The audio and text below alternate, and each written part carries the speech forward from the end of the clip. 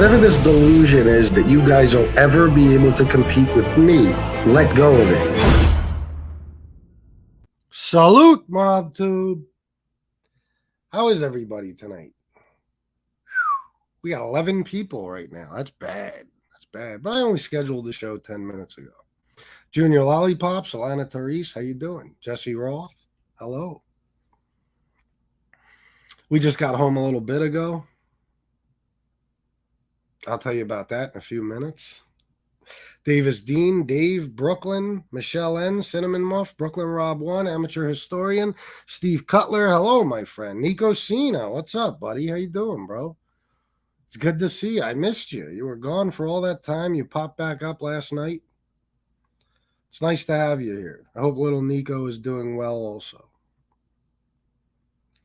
Cecil Clanton, Stone Sailor. Stone Sailor, there's one thing I know about you. You are high right now. I can almost guarantee it. Bobby Berberian, J.R. Boston. 44 people. We're moving along, slowly but surely. Gordon Joseph, 69. What up? What up? So, well, I'll wait till we get a few more people in here. I'll tell you about our evening. You guys gotta stop me next time. You guys gotta stop me. I gotta stop doing this. I have to.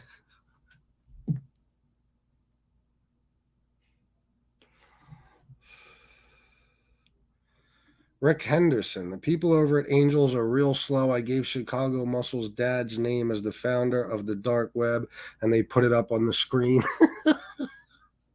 Good one, Rick Henderson. They are slow over there. They are very, very, very. Gonzo, what's up, bro? I'm Soretti. Brian Bozek.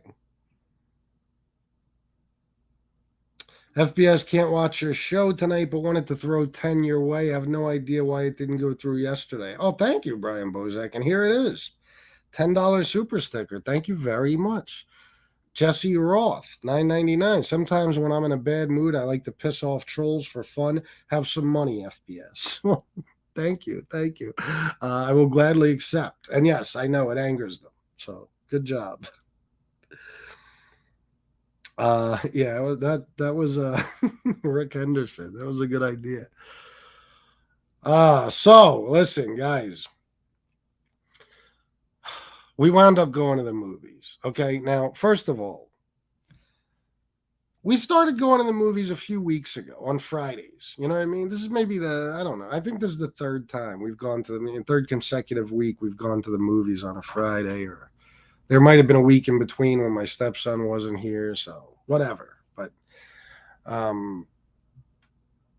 let me read this first. Jersey Girl 732 $9.99. Great show on Friday. Can't wait for more. Thank you, Jersey Girl. Well, you never know what can happen. That's the good part. Tonight, I'm going to drop the link for people. I don't know if anybody's coming on. Hopefully, some people will. But if Mike Dibella's around and wants to join, he can. If Bill's around and wants to join, he can. We'll do whatever. And yes, I know you guys enjoyed that last night. Or wait a minute. Great show on Friday. Do you mean last night? You mean on Thursday? I'm not sure. I'm assuming you're referring to that one. But either way, I loved it, and those guys are always welcome on, and I know you guys like it, so. SlobTube is in damage control, claiming that's not muscle. I'm sure they are. So back to what I was saying. So we started this little tradition of going to the movies on Fridays, right? Well, this is 3 times now in a row that we ran into a car accident. Okay, the first time I told you it was pretty bad. It was a fatal car accident. That screwed us all up, but we felt terrible for the person. I mean, it was a horrible car accident, so we weren't thinking about ourselves. The second time, which was last Friday, we were driving on Route 30. Right, we had to make a little U-turn, and right in front of us, 2 people smashed into each other, and boom, car accident. Okay. So tonight I told Shanna, listen, as soon as I got done with the show earlier, we picked the movie for 7:00. I said, hurry, I'm ready. Braden's ready. You got to hurry because we're going to, most likely, unfortunately, there's going to be a car accident. What do you know?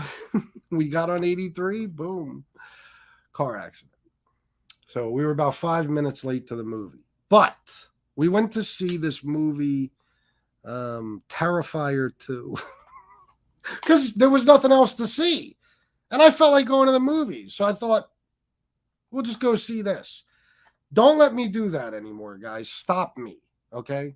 Stop me. First of all these movies we go to see, they all suck. I'm not a big horror movie fan anyway, but I know Shanna's into them and stuff. My stepson likes them, you know what I mean? They're terrible, at least in my opinion. And it's not a cheap proposition. I mean, you're talking about $75 to $100 for a family of 3 to go to the fucking movies once you buy popcorn and shit. So just stop me from that. And tonight again, I mowed an acre of grass on foot today. I guess I was a little beat, and I fell asleep about 19 times during the movie. You know what I mean? So next time I say I'm going to the movies, tell me not to. Just talk me out of it. It's not a good idea.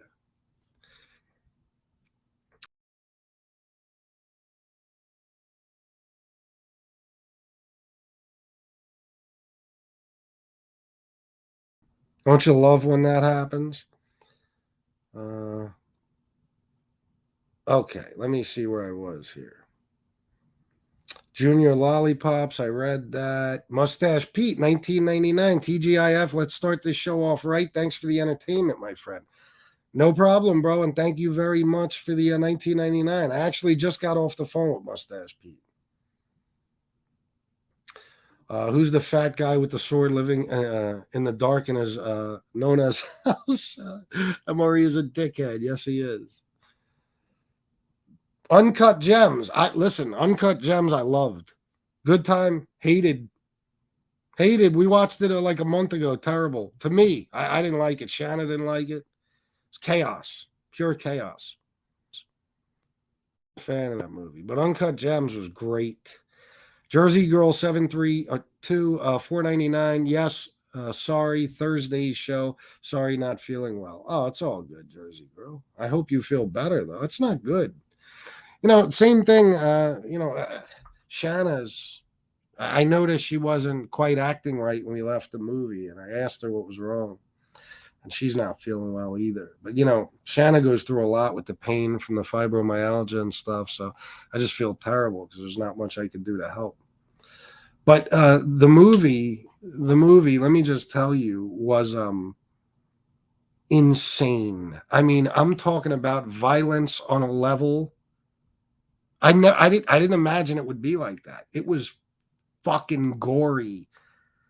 He doesn't just kill the people, he tears them apart, tears them to pieces, and it's long and drawn out. It's like, wow. Unreal. That shit was brutal. Not a fan of most horror films either. Too cheesy. Yeah, I'm not into them. You know what I mean? I don't listen.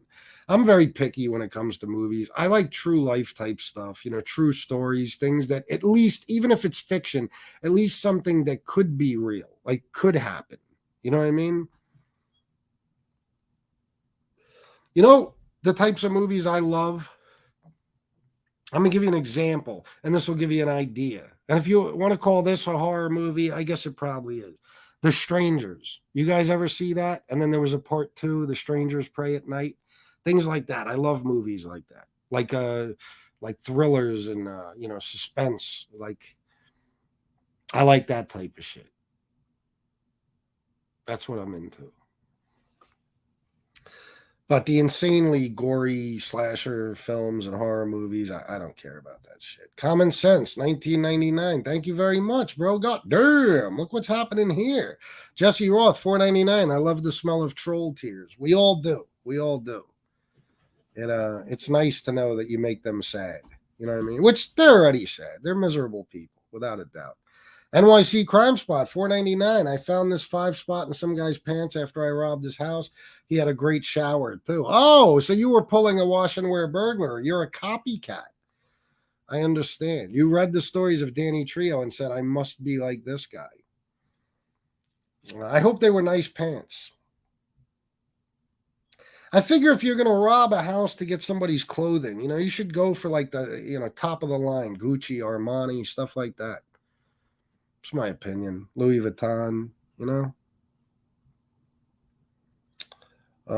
ma'am. I know how Shanna feels. I was diagnosed with severe fibromyalgia 16 years ago. I had to have a hysterectomy because of it at 34, so I know her pain. I deal with it every day. I hope she feels better. I'm sorry to hear that. No, ma'am. I'm sorry to hear that. It's very sad. I feel terrible for people who have to deal with chronic pain. Chopper, holy shit. Where the fuck have you been, Chopper? Came with a 50, too. 50 Australian. Thank you very much, Chopper, and I'm glad to see you. Chopper is a very mysterious man. He disappears for months at a time, and he worries us. It's like, where the fuck has Chopper been? Me and Gunsmoke were just talking about you the other day. Glad to see you back, my friend. This Day in the Mob, $9.99 super sticker. Thank you. Thank you very much. They were lucky jeans for a lucky guy.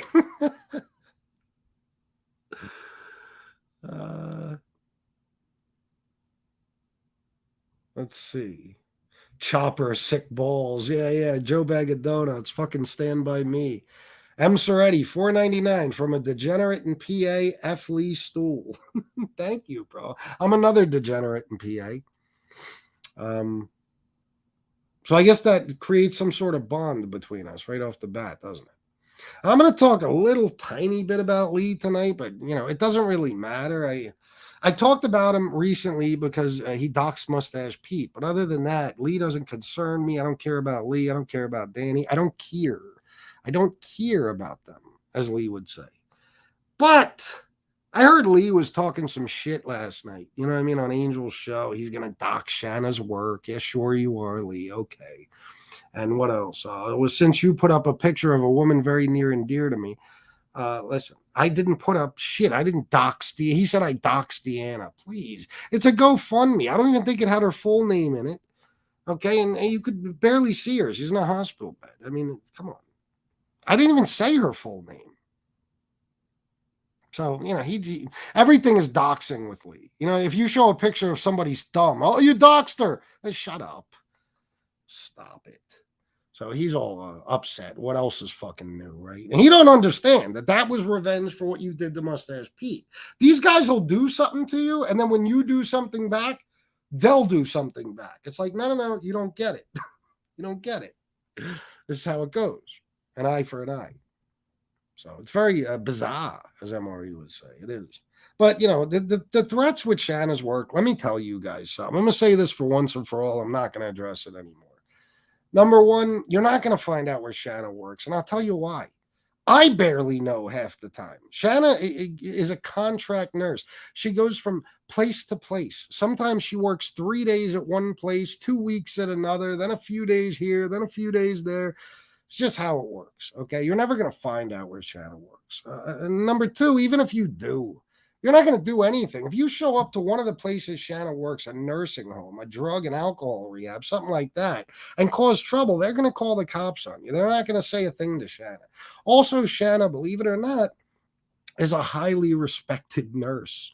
Okay, a highly respected nurse by a lot of doctors around here and everything else. Okay, just because her husband is saying things you don't like doesn't mean you can ruin Shanna's career. I am me. She is Shanna. You understand? Like, we are not one. We're married. We're a couple. Okay, but she is not responsible for the things I do. Okay, just like I'm not a nurse. Just because Shanna is. I don't spend my days saving lives like Shanna does. No. Not at all. So all those threats, Lee, get the fuck. Because Lee, let me tell you something. If you ever did accomplish something like that, bro, you haven't learned yet. I have every single fucking person in your family's information, and a couple of them I know where they work. So then I would just do the same thing back to the people around you. The difference is I actually care about the people around me. You don't care about anyone but yourself. Lee told everyone she was his kidnapped victim. He doxed her. Yep. He said, I lived with a woman, with the woman in the article, and then made videos with her on his channel at the hospital. Good point, common sense. Good point. Yeah. You put her on here. Douchebag. And you said that that's who you were with. So we knew by the article what her name was already. So stop with the doxing shit. You call everything doxing. You're a fucking moron.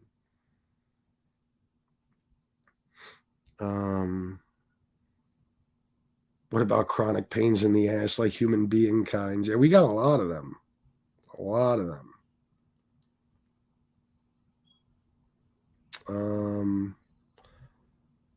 Lee is just another hater and a trash bag. Yes, he is. Francesco Fiordilino, I dropped in on Angel. I bet she blocked you right away. Did you go on the show or just in the chat? Showing a picture isn't doxing. Jesus does that. Side know the meaning of doxing. GoFundMe's are public knowledge. What? But listen, if I put up a picture of Deanna, like, you know, an actual picture, I can understand his anger. Of course, I wouldn't do that.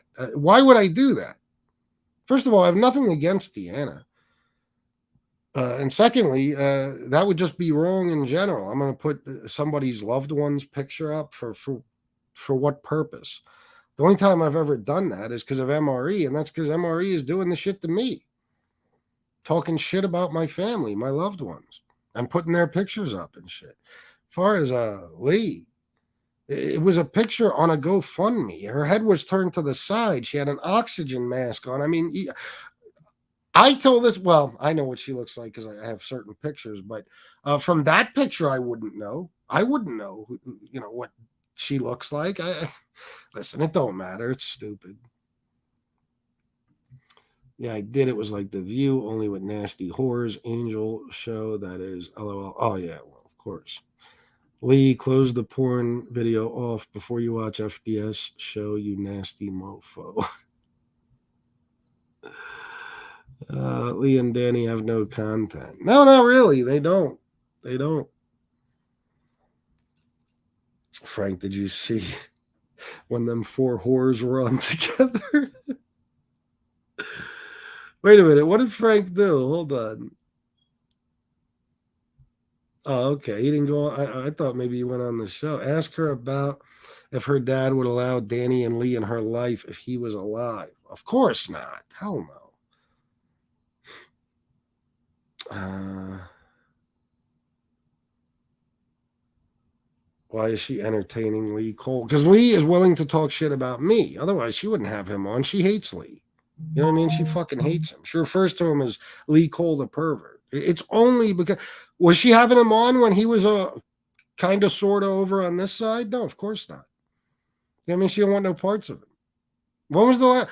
Did you ever see Lee on her show before this horse shit? When, you know, me and him started fighting? No, only if he went on there to yell at MRE or something like that. But she didn't invite Lee on her show. Of course not. Bro, I have a phone full of text messages of her. Half of them, she's talking about Lee. She despises him. It's the same thing with Stax. She hates Stax. She would have never had him on the show. But when he started talking shit about me, she invited him on. Tony Pizza, same thing. You know what I mean? These are people, she wouldn't look in their direction in real life. No fucking way. She uses people, and they're stupid enough to allow themselves to be used. Because Lee is such a clout chasing fucking clown that he'll do anything to be close to the name Gotti, which again is bizarre to me because this is a guy who knows nothing about the mob and never took any interest in it. He just saw this as his way in. This community could have been about fucking growing bonsai trees. You know what I mean? If he saw it as a way in, he would have joined. He doesn't know. The guy started his fucking channel was all Trump videos. You know what I mean? Before he did his first, if you want to call it a mob video, his A-Light video. Yes, sir, common sense. So this is what I'm going to do. I'm going to drop the link. And if some guys want to join me, we're going to have some fun. If not, I'll stay on for a little while longer by myself, and I'll just talk to you guys, and we'll have fun either way. Because, see, this is the thing. I thought Gunsmoke was going on tonight. I knew the 11th Ave podcast was on. I didn't know how Gunsmoke was going to work that out. I don't know if he decided to just cancel his show because of it. But when I left the movie theater, I saw that nobody's on tonight. So I'm not going to leave you guys hanging. You know what I mean? I figured I'll come on, do my best to entertain you guys. I don't have a whole lot to talk about. But if I invite some people on, you never know what might come up. Wait a minute. I bet you I did it again. Let me see if I put the right. Plus, last night I wanted to do that. Last night I planned on bringing some people on. And, the show went in a different direction, which was great. But I didn't get to do that. So there's the link in the chat if anybody wants to grab it.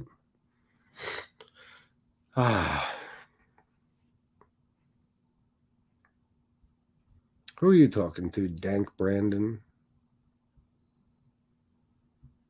Why are you fucking with Brian?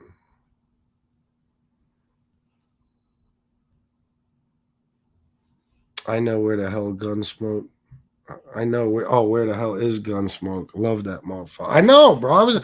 I was all excited. I was gonna fucking hit Gunsmoke up. We haven't done a show together in a while. I was gonna hit him up and be like, bro, come on the show. You know what I mean?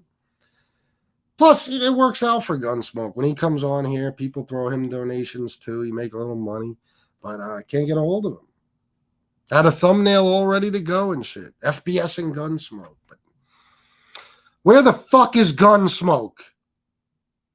You know what, Tony? Yo, where's Nikki Blade? Where's Nikki Blade? Well, where's Gunsmoke? Where are you? The fuck, bro? Sheesh. You hit him up too? Yeah, see, man, this motherfucker. Hey, listen here, motherfucker. When I call you Gunsmoke, you better answer. Because I'm the muscle. And this side is ironclad. Okay? And if you don't answer your phone when I call, you motherfucker, I'm going to make videos about you. I'm going to play Black Sabbath, and I'm going to make fun of you all night. And you're going to wish you were dead.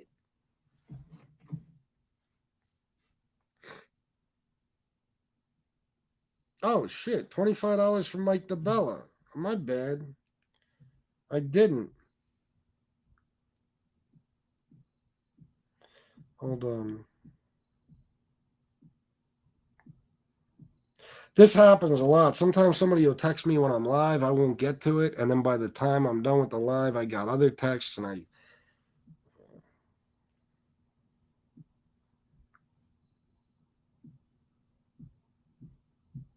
Thank you for the $25, my man.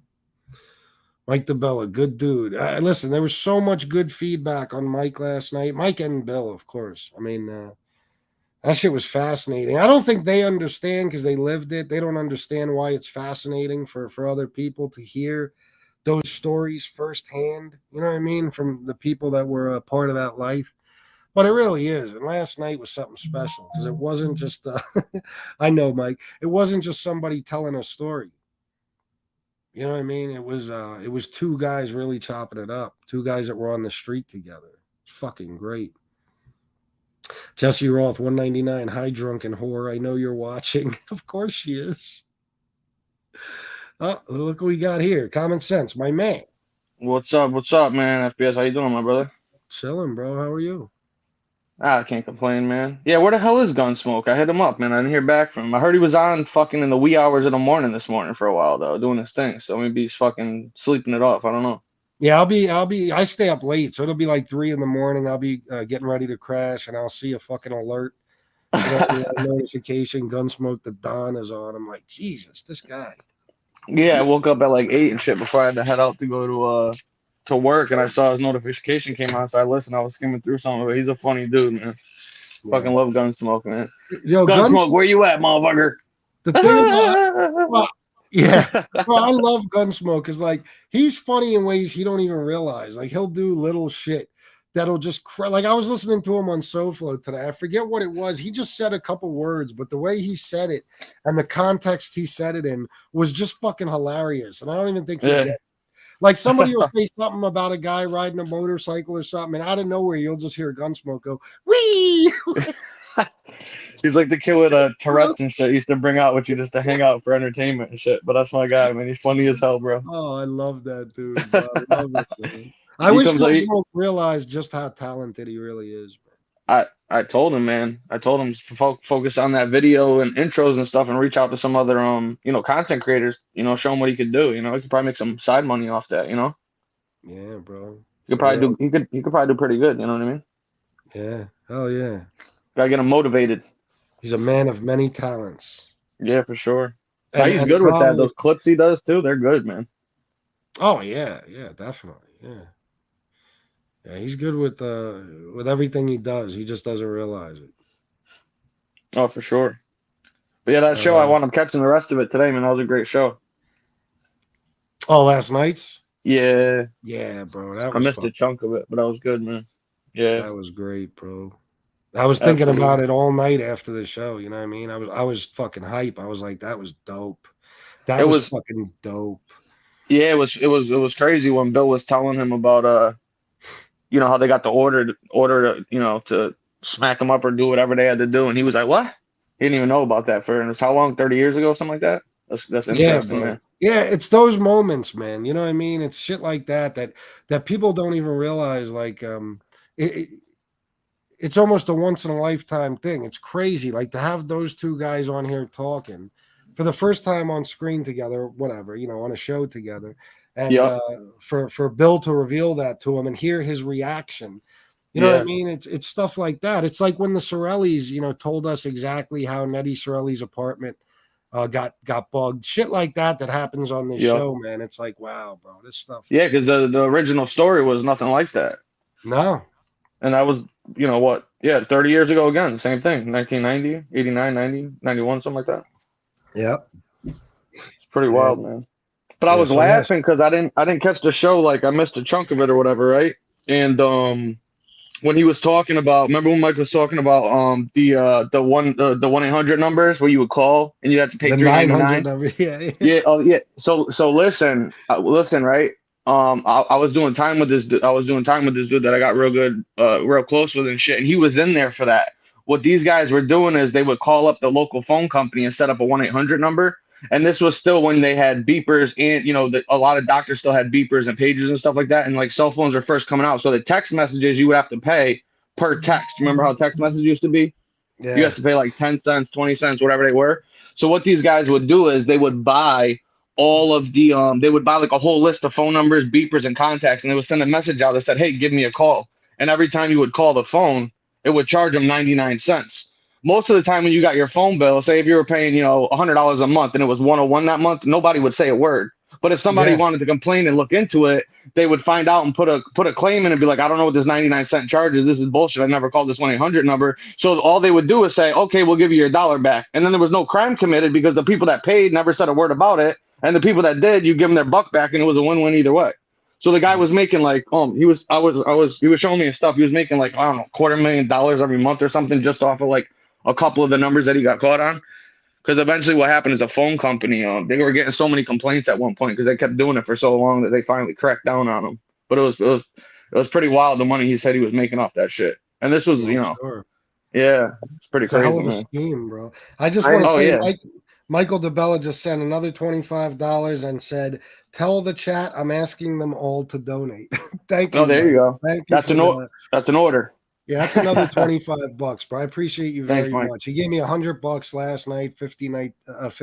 Shit, we should have paid him. Fuck. Cool. Oh yeah, no, shit. That content great, man. Speaking of brilliant, I agree. I sit back, I watch you, oh man, Chunky's video was brilliant. That little fucker's brilliant. He is. He's fucking brilliant, that kid. And guess what? So is GSD. That kid's got so much potential. You guys are so entertaining, man. you know, and I'm a couple years older than you guys, but I mean, definitely brilliance. And you were talking about this dude developed the scam, right? You were talking about with the what were you just saying about a guy? 800 and 900 numbers, yeah. Okay, well, I met guys in prison, the same thing. Brilliant people, brilliant. They come up with these brilliant scams. Yeah, you know, and they get caught. And it's just like while they're in there, they do things the way they like. I mean, the stuff that I've seen these guys make and shit like that and all that. And it's like they have so much potential, you know. But that's why you got to channel it in the right direction. Well, they put MacGyver to shame in there. Yeah, oh yeah, man. Oh man, I've seen it all, man. Mm-hmm. You know, the other thing too that go ahead, after this. No, you go ahead, bro. I was just gonna say, bro, that these guys, like mob guys, that's one thing about them, bro. They could be uneducated, whatever. They could be kids from the street, but they're brilliant at coming up with these different fucking schemes and shit. You know what I mean? Like, it's unreal, bro. It's Well, the thing too is that, you know, everybody thinks that everybody that ever, you know, went to prison or jail or whatever, got in trouble before is, you know, some idiot, some schlep, stuff like that. Like, no. There's a lot of guys in there that are geniuses, but the problem is, like everybody else, is people get greedy or they deal with somebody that makes mistakes. It's never you. It's always somebody you are dealing with that fucks up, and you just wind up getting caught in it because people get greedy. You know what I mean? Yeah. That's how 99% of it happens. You know, doctors, lawyers, pharmacists, all kinds, nurses for pill mill. I mean, every seen them in there. Tons of doctors too. Look at all the stuff they get jammed up with. You know, tax fraud, lawyers. Yeah. Oh yeah. Yep. I've seen it all in there, man. DZ, $10 for support. Thank you very much, DZ. Jesse Roth, $1.99. Now I'm being vindictive. It's all right with me, Jesse. Thank you. Yeah, Jesse, what's going on, huh? Yeah, those stories. I have a feeling like I already talked to Mike about interviewing him. You know, just a whole show, just me and Mike. Yeah. And listen, I'm quite sure, bro. It's going to be a lot of fascinating fucking stories, man. Oh, I can imagine. Yeah, it's gonna be good shit, bro. So I don't even think he scratched the surface yesterday. No. Well, it sounded like a long weekend he had. You know what I mean? Yeah, exactly. That's the thing about a lot of those guys, man. Especially somebody like Mike, because Mike's a real dude. You know, he really lived it. And Bill too. You know, they could go back and forth and trade stories for hours. And like you said, they're still not even scratching the surface of all the shit. Like think about all the things they've seen and done. These guys, you know, they could probably recall shit for the last 30, 40 fucking years, bro. And just, of course, you know, yeah, it's like Jimmy, bro. Jimmy, look how many stories he's told on his fucking show. You know what I mean? Yeah. It's like, well, when you do stuff every single day for 10, 15, 20 years, you're going to have a lot of content. You know what I mean? Exactly. Like all you did all day, 24/7 while you were awake was scheming, scamming, flaming, planning, plotting, and doing shit, you know? Yeah. It's just like I've said about when you're selling drugs, you're committing crimes all day, every single day. You know what I mean? It's felony after felony. Yeah. The difference is drug dealing stories aren't half as fucking interesting as some shit like that. No, it's just well, unless you're like one of them cartel guys or something, you know? Yeah. Then they got some fucking, but they're never gonna come on here and talk about none. We had this one guy. He owned a diamond store in New York. And let's say you came in, right? You brought Shane in, and you're like, I want to buy my wife a diamond.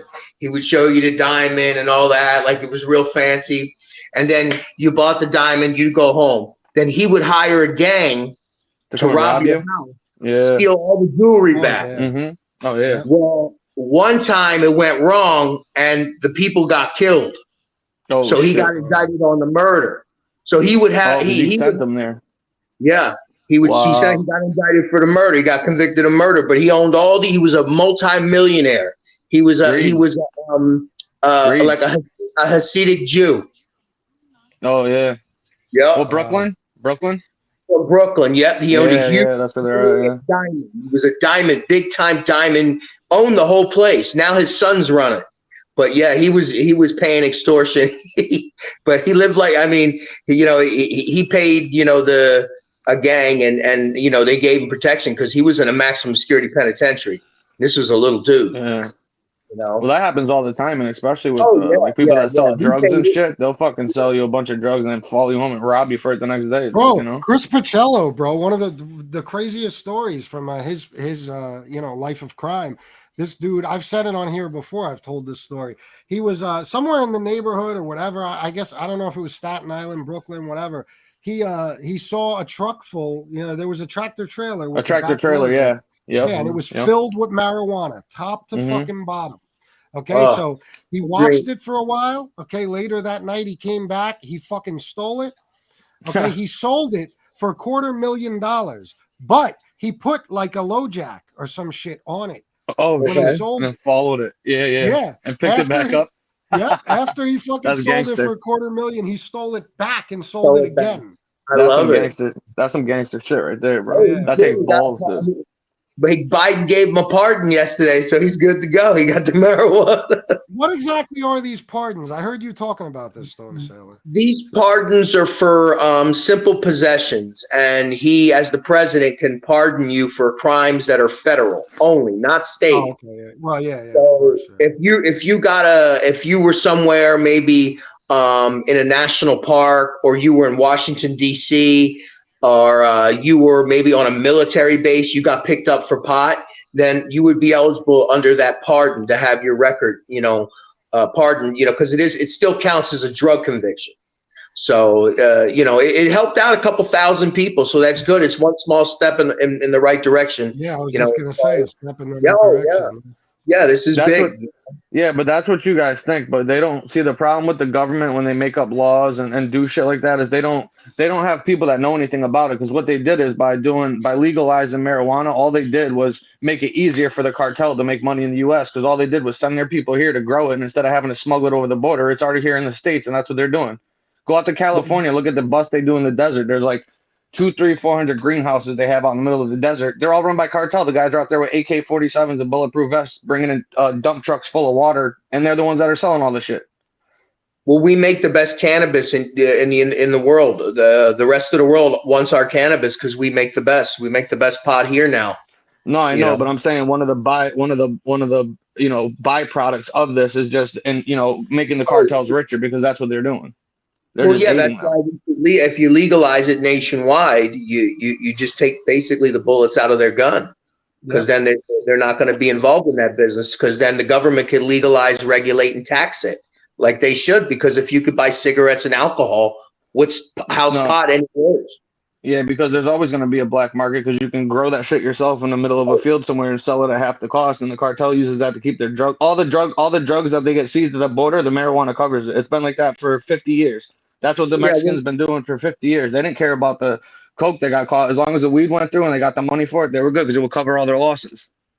Yeah, now they just made it easier. That's why they're more powerful. They got El Chapo in a maximum security prison. They got his kid. They got the other guy. They just got his wife. She's locked up right now, and they're more powerful than they were before he got locked up when he was out on the street. Now you tell me if they're doing a good job. You know what I mean? Like, I don't know. I don't know about that. He's isolated 24/7. No, he's not. He threatened all the guards at the fucking ADX. They've been giving him special visits, contact visits with his attorneys. Well, they can't deny him visits to his attorneys. Yeah. In the ADX, you can. You're only supposed to be able to do them by phone, and they only give them to certain people. They don't give them to everybody. He's been getting contact visits with his attorneys. There's a huge article all over the news. He's a high-profile guy. That's why they're making sure constitutionally they're dotting their I's and crossing their T's in the event that he says that it's cruel and unusual punishment, being the fact that he is he's not a U.S. citizen technically, so he's technically an illegal alien too. So they have to tiptoe very lightly with him. That's why they're probably giving him contact visits with his lawyer, because then it gives him an out for an appeal later or something. That's probably why that's going on. Or that all of his sons are still alive and well and are in charge of a multi-billion-dollar drug empire that kills people on a regular basis. I mean, that might be a little bit of a, you know what I mean? That might have something to do with it. That's why you know what I mean? That's why I think the government needs to let the weed go and go after them. Go after people that are really killing people, not like marijuana. People. That's never going to happen, though. Corruption, man, in Mexico is rampant. They got presidents in their pocket. You can't do nothing. Well, I know, but at least here we got a step in the right direction with the cannabis pardons. That's why it was such a historic thing. Yeah, I agree. They're trying to lower it also for the banks. These big banks are going, hey, it's very dangerous for us because you won't take our money because you still have it at Schedule 1. That's why also in the cannabis pardons, he wrote that he ordered the Food and Drug Administration to do a thorough review of cannabis. He doesn't feel it should be in Schedule 1. So this is the step in the right direction. Once they bring it down from Schedule 1, now the banks can take the money. Now, it's pretty much open game. They're already working on that right now. They've been working on that for like the past year. Have to. The banks want to protect their money, and you have to use credit unions right now. You have to use small private-owned credit unions that aren't insured by the FDIC or whatever, because they won't take the money. Yeah. They consider it direct money still. Yeah. Hang on one second, guys. I just want to read this. It's the jacket, $5. Mike, we will donate if you call in or grab the link and bullshit with us. Well, listen, Mike is always welcome, no matter what. And if he wants to, he can come on right now. Of course, he can call, whatever, and I'll put him on, by phone, or he can grab the link. And I think Frank Fiordilino is grabbing the link right now. So that would make for one fucking awesome conversation. I think, yeah, definitely. So, Mike, if you're watching and you want to come on, bro, just call me. We'll do what we did last night. For sure.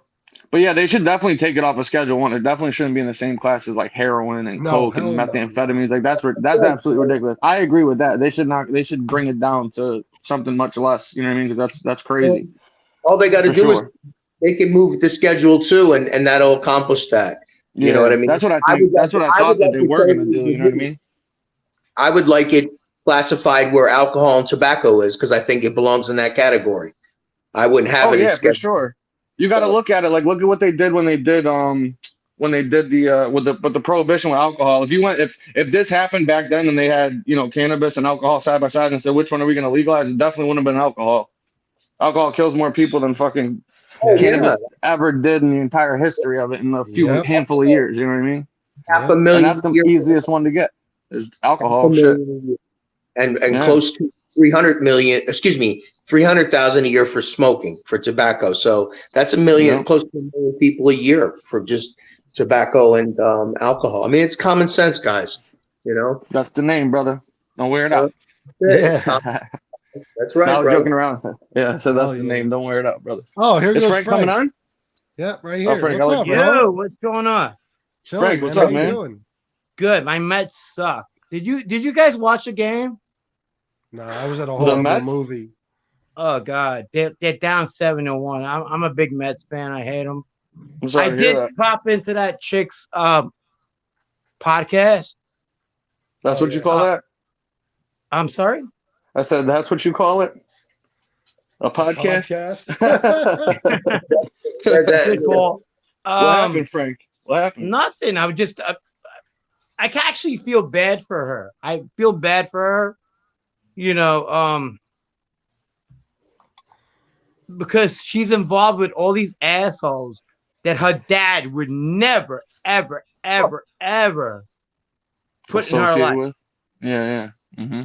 If you ask her a question, be like, if I never flipped, okay, who would be in your life?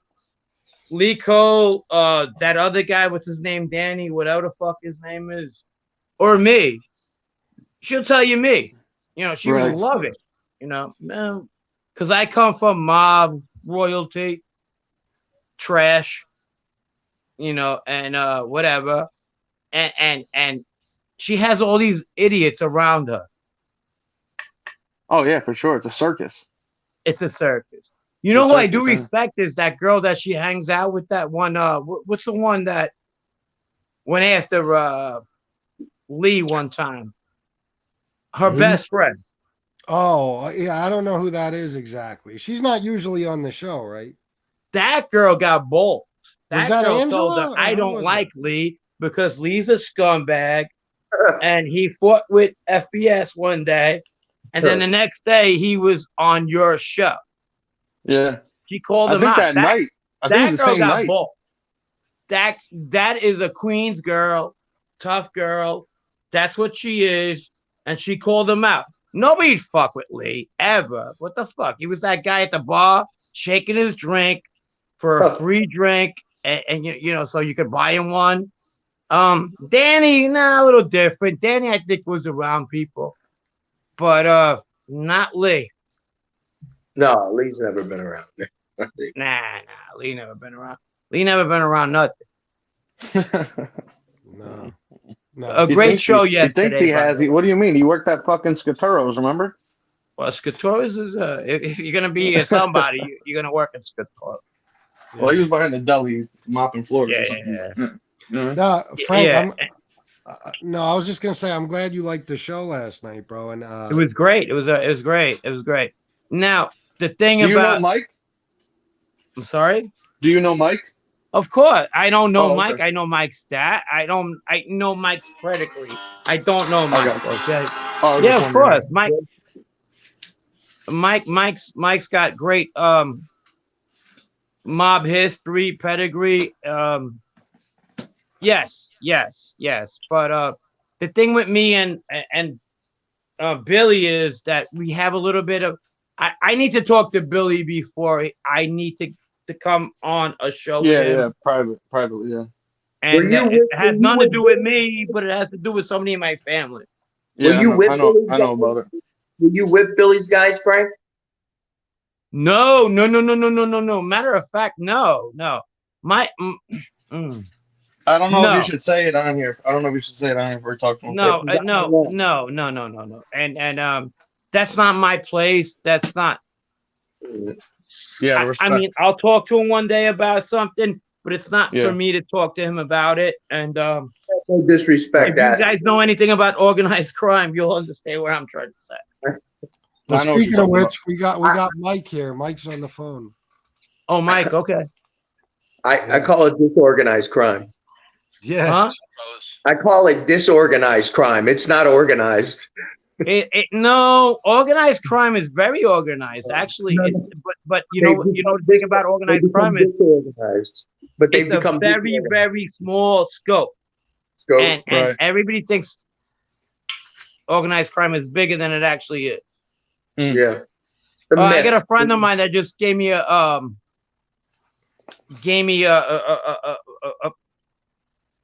he just gave me a shout out. He's a fan of yours, by the way, FBS, and he was involved with the Howard Beach organized crime and shit like that. You'd love to talk to him. I should call him in. You want to talk to him? Yeah, absolutely. All right. This is okay.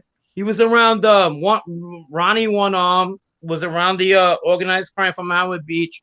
If he's willing to come in, okay. How can we have this? What if you call him? I mean, you can put him on the phone, put him on speaker. Yeah, he was a big guy too. Is he comfortable talking? Yeah, he's a big fan of FBS. That's how I got to know him. He called actually Nadu, and he told him that's how he met me. Not how he met me, how he connected to me over 20 years. He's a big fan of yours. He's not a fan of the God.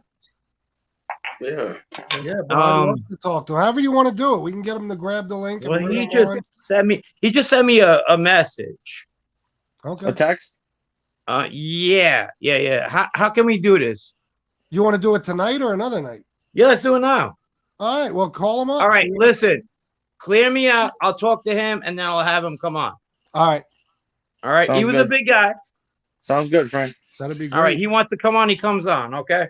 All right. Awesome. I'll call you in a bit. All right. Maybe tonight I get to witness another. Well, Mike is right here. Mike said he's got a funny story for us, so I'm curious as to what this is. Go ahead, Mike. All right, so back in the day in Atlantic City, they used to go take markers out. They had collectors. Yeah. Back in the day, we used to come and collect the money if you didn't pay up. So my old man introduced me to this guy, Harry O. He's probably passed away now. Definitely passed away. Rick and Beanie? What's up? Rick and Beanie? No, not Harry Riccabini. You're not talking about the Harry O from Death Row Records, are you? No. That's what I was thinking. Yeah. Harry O. Oh, Harry okay. O, right? Yeah. He worked for Bally's. So, long story short, this guy was on the take. So we devised a little scam. And it was always trying to get on the good side of the captains and shit like that. So I'm down over there. We used to go down every week. So I tell Harry, listen, what do you do with all this credit that these people come from overseas? You know what I mean? And they come over here, you know, a lot of Chinese, and they would come and they'd play baccarat, and they'd have all this credit, you know, all this comp. So I said, we should do something with this. He's like, what do you want to do? I said, listen, you know how all these guys come down. You come down, you give them 10,000 in credit, whatever. We'll do like 20% or whatever you give them. Funny story is, anyway, I used to take these girls down. And actually, Big Louie, Frankie Fab, Mikey Scott, they used to go down there. It was my thing. Harry O used to go down there, but the problem is that you had to be like Mr. Lee, Mr. Lou, Mr. Wang. Oh yeah. So we go down over there, and you go into the restaurant, and people are like, "How you doing, Mr. Wang or Mr. Lee?" Or it was just a funny story because we wanted that was just another thing. Everything was comped. Everything was comped. So you're telling me like Mikey Scars might have had to go in there as Mr. Wang? He would go into a restaurant. You understand? Yeah. And these guys would order $1,000 bottles of wine. There was a time him, Frankie Fabiano, Big Louie from 17th Avenue. I set them up to go down over there. Yeah. They went down. But it was just funny because they have to come over like Mr. Well, I don't know what the last name was. It was just an Oriental Chinese last name. But they would come in and be like, "Oh, how you doing, Mr. Lee? We haven't seen you so long." Who are you talking about? Louis Valario? Yeah, Big Louie. Gotcha. So but it was just one of those things where they loved me for shit like that. That's funny. Where'd FPS go? I don't know. Shut off. Hit that like button if you haven't. Sorry, I kicked us off for a second by accident. Go ahead. Frank's in the chat back kind too. of stuff that they loved. You know what I mean? Yeah. These old timers loved that shit. Go down. Don't worry about it. Take care of it. Go see Harry O. He's going to take care of it. It was just a beautiful thing. But, you know, they came back and they were like, you didn't tell us we had to be different people when we went down over there. You know, they were just cracking up at the table. It was just a funny story that I wanted to share with you guys. But, yeah, we had a good time in Atlantic City with that. That's a good one. I should send all the old timers down because these guys would never use all that comp. Never. These old, you know, he was like, Mike, this guy hasn't been here in 6 months. He spent $400,000. Oh so, yeah, they sell it. They sell their points for like 20% too all the time. Yeah, so it's just one of those things that, you know, just use the noodle a little bit and we created another scam that way. That's people great. are going down to Atlantic City. You know, I tell people, you want to go down? Give me a Gino. Give me 2,000. You go down over there, you see Harry O. He sets you up with a room. But it was just a funny story. I got to get off the phone before my wife kills me. All right, bro. Well, thanks for coming on and telling us that. Thank you, sir. Just a little tough. All right, buddy. You have a good night. All right, you too. Am I on? Yeah. Yeah. All right. So he says he won't come on. He's a little giddy right now, but I can say who he is. Okay. Is that fine? Yeah. All right. It's Howard Santos. He was Ronnie one arms, one, a partner in crime. Oh, really? Yeah. He was around Woodhaven. He was around, believe it or not, Johnny A. Light.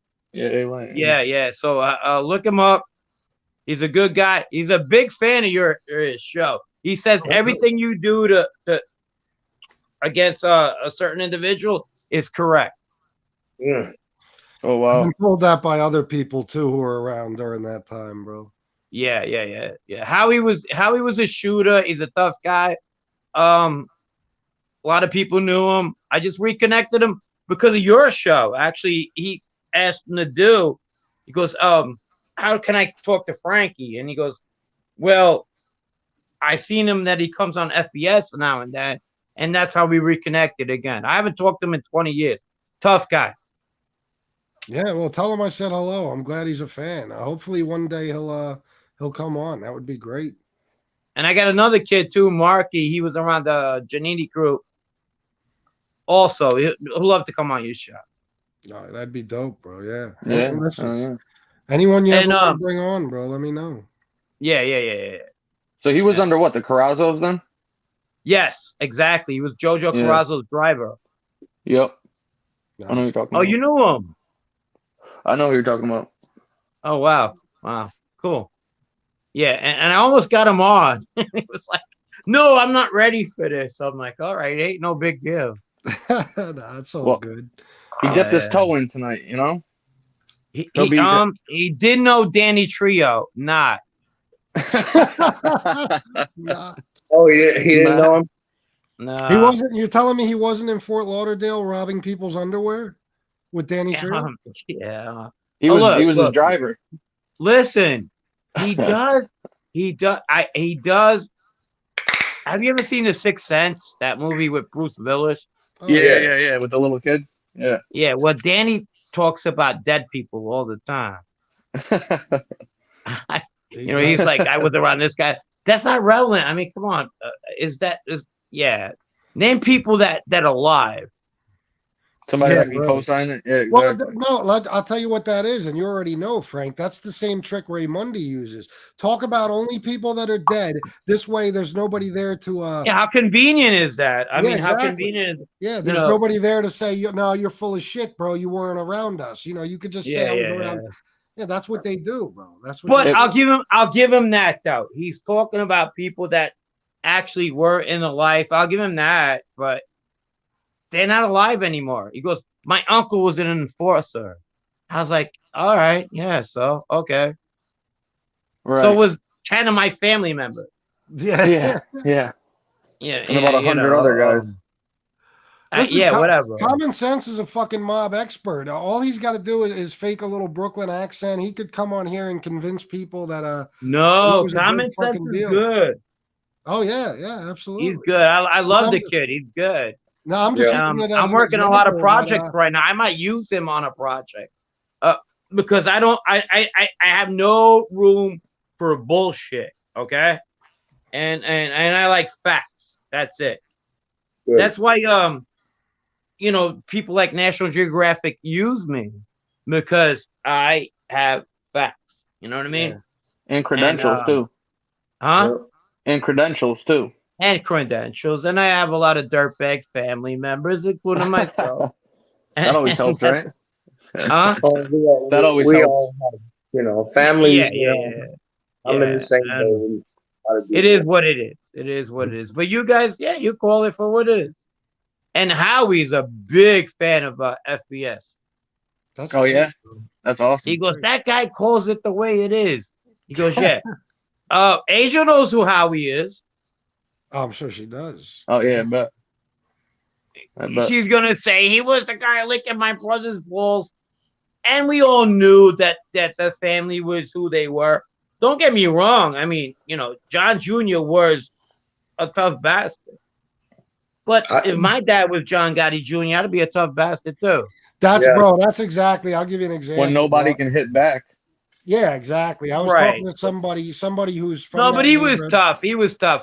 He was tough. He was a tough guy. Now the little brother played on that a little bit more than the older brother. Yeah, that's what I was just gonna say. I talked to somebody who was around during that time, lived in Howard Beach his whole life, and he would tell me how fucking Peter would terrorize the neighborhood. And I said, "Was Peter a tough guy?" He said, "Bro, if John Gotti was your father, would you be a tough guy?" Like another 100%. Yeah, nobody hit him. Yeah, nobody would touch him. Yeah. Nobody would. 100%. Yeah, so you could just go around fucking people up. They're not even gonna fight you back. You know what I'm saying? Not only were they doing that, they would do shit like they would use kids in their neighborhood to go put in bets with like other bookies and burn them. But then when like let's say a Colombo bookie go after the kid, and the kid's like, you owe me 20 grand. You know what Peter would do? I didn't tell you to put that in. So they made the kid look like a rat. And he would go after his family, and the family would have to pay for the bets. Wow, no way. Yeah, they did that shit. That was their go-to. That was their go-to. Man. They were trash. That's why nobody looks at them no more, and nobody likes them. They do shit like that. That's why the person we're not talking about gets so insane when Oh, you she's willing to challenge call her, cops now. because she That is wasn't so, even in the equation when well, her that's dad what I'm was saying. alive. But back in the day, That didn't even happen. but back in the day, she could have had someone like FBS or anybody killed. She had that kind of power back in the day. She don't have that fucking power anymore. You mean And it dog drives me- whistling? Yeah, of course. Yeah, she don't have that power anymore to get our legs broken. So that's why it drives me nuts. Now, with that said, though, like, does that mean that people need to fucking like go after her family and shit, or put stuff like? Nah, No, don't do I'm that. not That's that. not, or even abuse her family. No, but No, but people are allowed to tell the truth about her. I know for a fact they used to do that shit. Okay. Yeah. They used to like the younger brother did a lot of that. Used to use other kids to put bets in and not pay. And if they went after him, the kid would have to go after his father for the money. See? That's fucked up, man. I didn't know that. That's crazy. Oh, that's a fact. That is Wow. I know many Howard Beach kids that used to tell me that. So when Especially, the other if they hit people a go to bookie bat for- for these people, You don't that's what think they did. I mean, back in that day when they had that kind of power, if she turned to her father and said, so and so called me the C word, you don't think that person would get baseball batted? Oh, of course. Oh my god. I don't think. I know he would have. Yeah, of course. Exactly. Man. But She then doesn't again, have- nobody did that to any girls in the neighborhood anyway. Okay. I understand, Yeah. but she doesn't have that power. Maybe she deserved it, but in retrospect, that didn't happen much. She don't have that power. That's what makes her upset, because she Well, lost that's why that. now she uses, well, I'll just call the cops and stuff. The cops. She has to That's have a the way to thing. get at you. Let's see what Lee Cole has to say.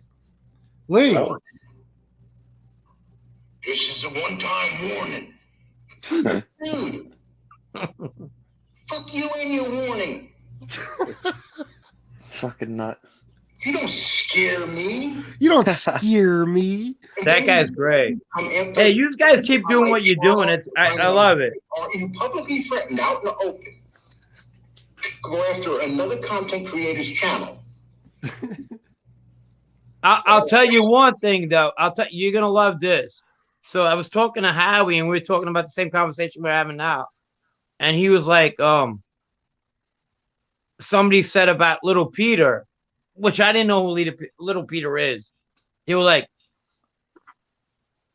yeah, if that was your dad, you get away with everything. Yeah. He said there was actually guys planning in that neighborhood one time when the dad went in jail to knock his head off because of that shit. Oh, really? I'll Yeah. let Howie tell you the story. I don't even know who Little Peter is, but they were so tired of his ass being like abusive that they planned to like fucking take his head off.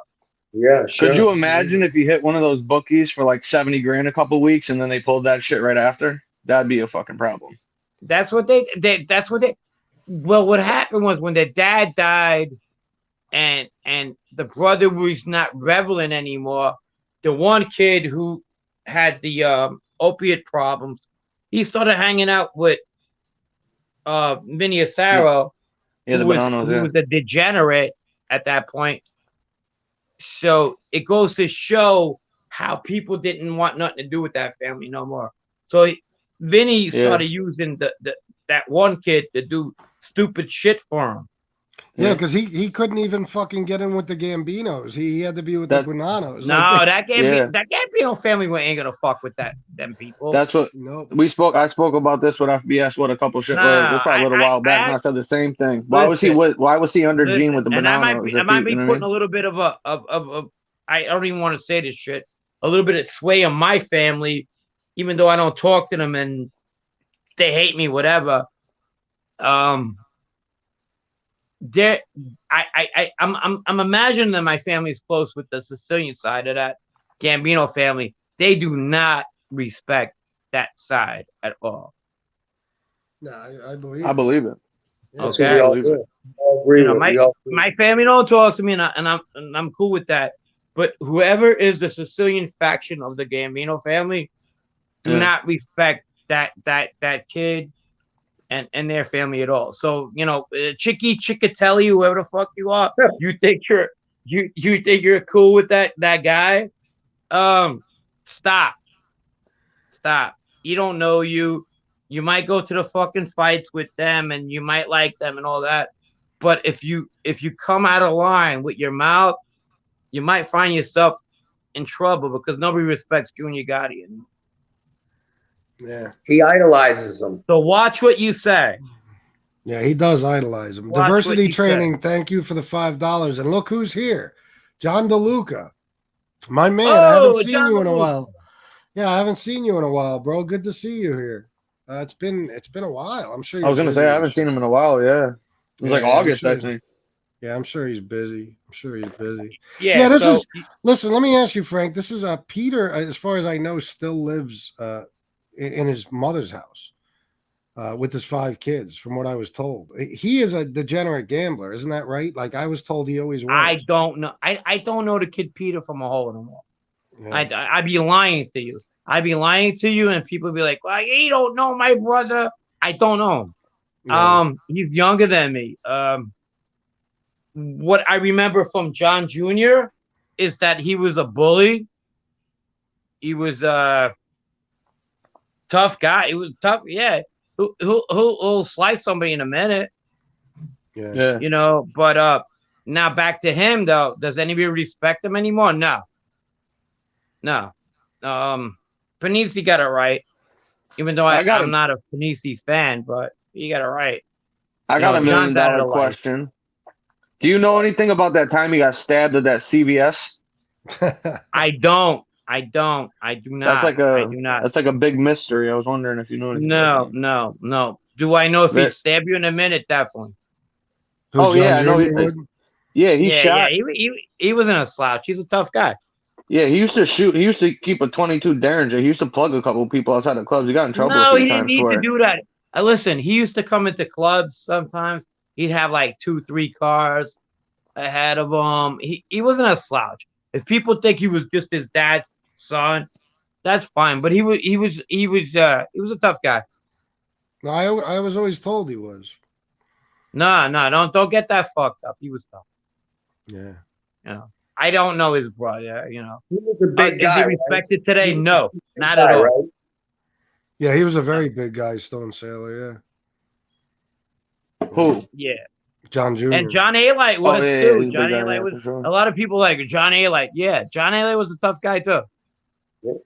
They don't want to hear that, but they create. Okay, John Jr. created John A-Light. Yeah. Right. Does anybody understand that? Oh, of course. Yeah, I get it. All right. Yes. But you got to admit though. Listen, that guy embellishes a lot of shit. Oh yeah. No comment. He's a friend of mine. All right. Well, I like keeping it 100. No. He's a friend of mine. I love you guys too. I mean, I understand. I'll be right back, guys. Okay, can I say something? You said a lot without saying anything. Can I say something? He'd shoot you in a minute, though. Oh yeah, for sure. I don't doubt that. Okay, all right. I don't doubt that. Yeah, and he is a friend of mine. I just think he John too. I got you. A wild imagination. You know what I mean? Yeah. You know what I mean? Yeah. I'm not taking nothing away from the guy. I'm not taking. He's a away from tough guy. him. He was Junior's eyes and ears. He was definitely one of the tougher guys in the neighborhood. He was his best man at his wedding. Yeah, exactly. No. How's that happen? All right. Who was? John A-Light. At Junior's? Yeah, he was his best man at his wedding. He wasn't his best man. Junior's. Bobby Borriello Junior. No, the other way around. Yeah, Junior signed John A-Light's wedding thing at the town hall. Okay, something like that. Bobby Borriello was. Listen. I don't bullshit. If I don't want to answer a question, I'll just avert it. But you kind of get that. To say John Elliott was nobody in that family is a lie. Yeah, I believe 100%.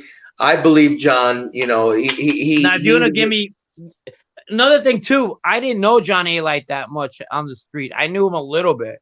I knew enough. No, I knew enough of him, of his reputation. I wasn't around him all the time. You know. Yeah.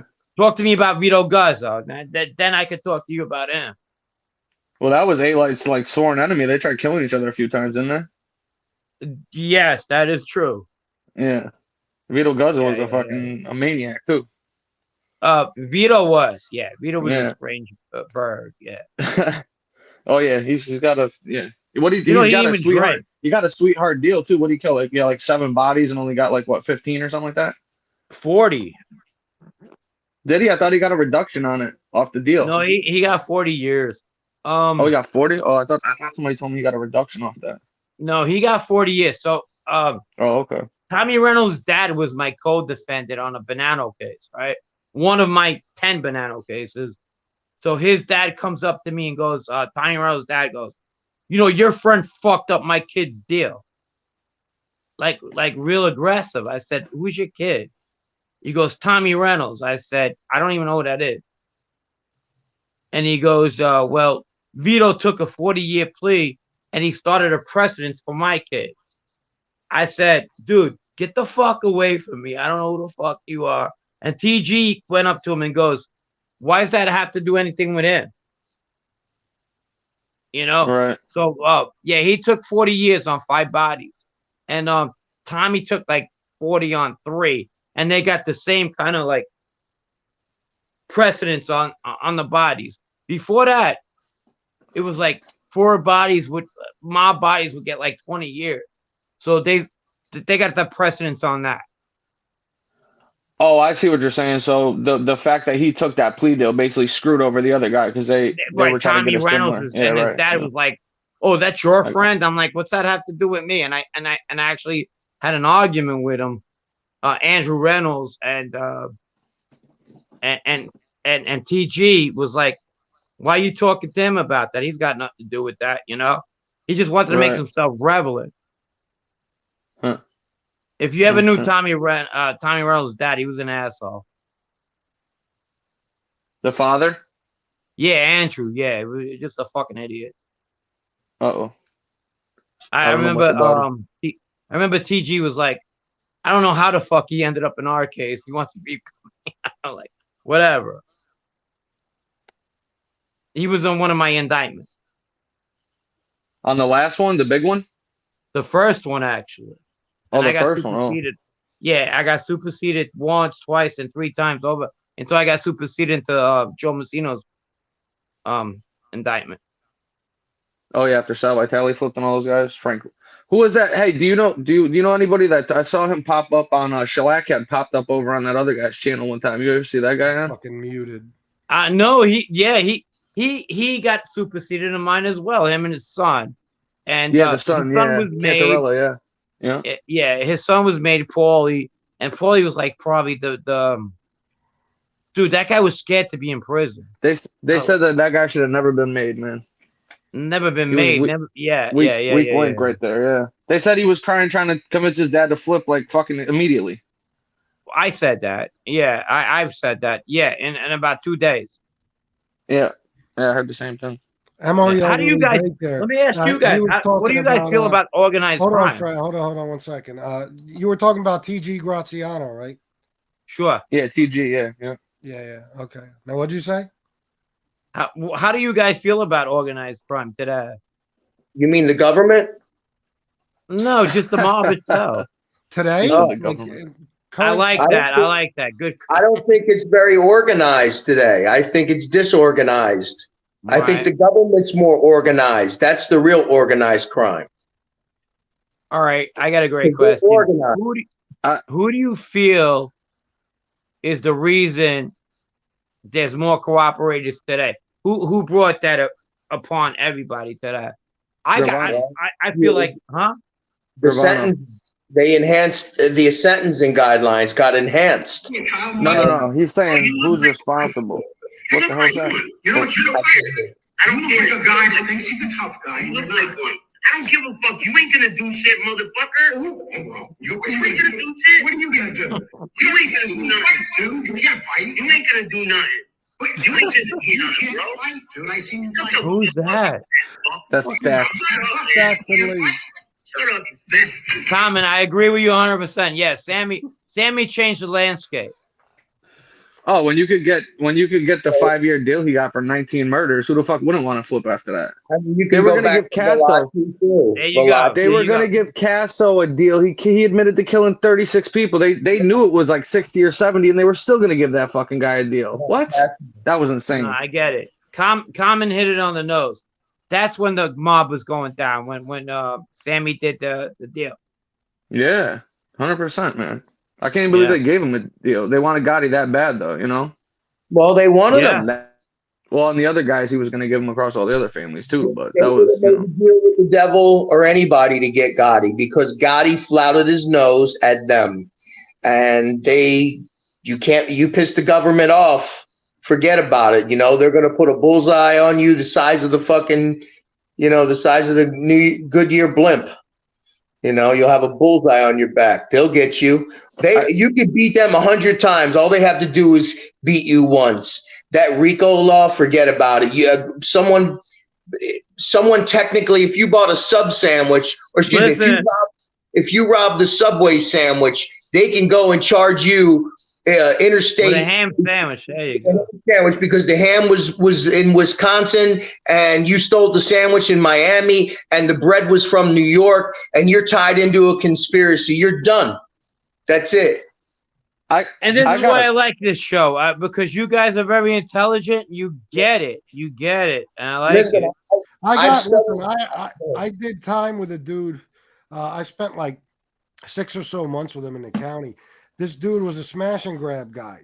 He was from North Philly, but they would go to fucking jewelry stores. There were certain things they wanted, certain types of Rolexes and shit that they could sell to the Russians for, half. Whatever the Rolex cost, they'd get half for it. You know what I mean?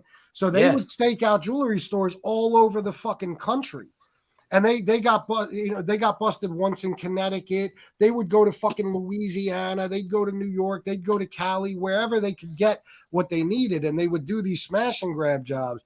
And when they finally got caught, this dude Rob that I was locked up with, he wound up getting 12 years fed in the feds. And it wasn't because of the traveling. It was because of interfering with interstate commerce. The Hobbs Act. The Hobbs Act. Yeah, they said that because the stuff that they were stealing was shipped in from another state. One place to the other. Yeah, that's how they hit just you stealing it made it fucking federal. Yep. Have you ever heard of that kid? That guy Tommy Stiggs? Yeah. From Jersey? Yeah. One day he's like, he got caught on a I think a gambling thing. He's like, I did 7 months in state, but it was like doing 7 years in feds. I was like, what? Dude, is that your claim? Yeah, he did say that. I was like, is that your claim to fame? That you did 7 months? I did 7 months in a hole, bitch. Yeah, he's always talking about that 7 months, bro. It's fucking embarrassing. 7 months. It's right next to the 10 days the other guy did. 7 years in the feds. Not all fed time is good time. Believe it. True, I know. Maybe if you're in a camp. Maybe in a camp. In a camp. With that pedo guy. What's his name? Chomo. You did time with him at that Butner place, maybe. Yeah, right. Fed time could be very, very difficult in a minute. Yeah. Especially if you're in a max. Forget about it. Listen, even when I was in a WITSEC unit, right, there was 70 of us there. 50 of us had multiple bodies. Yeah. Piss one of them off on a bad day. 50 of us had multiple bodies. Which one were you in? WITSEC? Yeah, unit. Okay. I was in Florida where you were at. I know which one you were in. Which one? I'm not going to tell you. I can't. No, go ahead. Go ahead. I can't. You get it right. No, I was in Florida because of people that were there. He's for their protection. He's saying he can't say what the unit is where they're hiding. You did say that we all go by the name of Smith. Correct. That is correct. Yeah. Okay. Yes, I know. Where was I? I'm not going to say. I can't say. He can't say legally. I'm retired. But you did say that we all go by the name of Smith. That's correct. Yes, and yes, but I won't disclose anything else. I can't. All right. Yeah. I was in the Midwest. Oh, you were? You didn't know that. Say it. What I'm saying is, if you say it, I mean, it's you saying it, not me. No, it's fine. But no. You know. There's only like 7 places, and they only have like 50 to 60 inmates. But back to that, we have like 50 or 60 guys in there. 50 of us have multiple bodies. Yeah. Yeah, you think that's an easy place to do time? Piss one of them off. No, You never Easy know. place. We had guys that were doing life that were in ADXs that they allowed them to come there just because to do better time, and if they fucked up, they went back to the solitary confinement forever. So yeah, we had a lot of guys like. It's the best place for a correctional officer to work because you can't pat the inmates down, you can't shake down their cells. All you're responsible for is their count. We got shaken down. That don't. Really? They took you down in that unit? I didn't think they were shaking down the guys. Okay. Of course they did. They didn't give us no. And not only that, they walked around with the breathalyzers. Yeah, because you guys the royal tree. Okay, I knew. No. Yeah, I mean, you had serial killers in the places I was in. Yeah. Yeah, I got in an argument in jail one time. A guy was trying to, say, "Oh, you go to the feds, you wind up, it's like club fed. You wind up doing easy time." I was like, "Bro, I don't think you know about some of the federal prisons in this country, bro. It's not always like that. It's not always like white collar shit. No. You know what I mean? No, if you're a doctor or a lawyer that got in trouble, you're gonna go in the camp.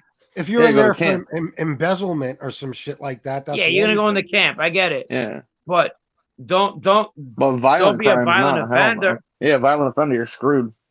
We got the worst of the worst in the penitentiary.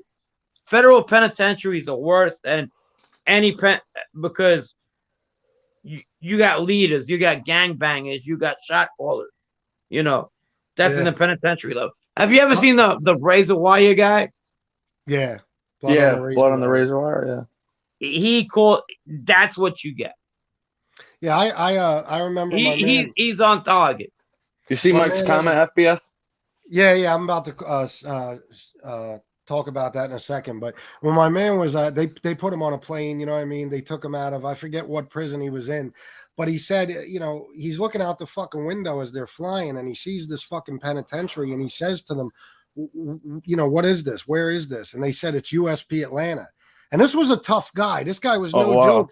He said Atlanta was tough. Yeah, he said he looked at the fucking the guard and said, "What the fuck are you sending me there for?" Like, you want to go to USP Atlanta? He's like, "What the fuck, bro? I'm in here for robberies and burglaries and shit. You're fucking, you're putting me in USP Atlanta, bro. There's a lot of bad ones, man. The sit down. Who was one of the biggest shot calls in Atlanta? The penitentiary in Atlanta was Tupac's dad. Yeah. He came to Coleman too. He was at the lowest. Matula Shakur. Yeah. His dad was one of the biggest shot callers in the Atlanta penitentiary. Oh shit! Jesse Jackson came to visit him, and they read a couple things real quick. The Sit Down a Crime History podcast, $10.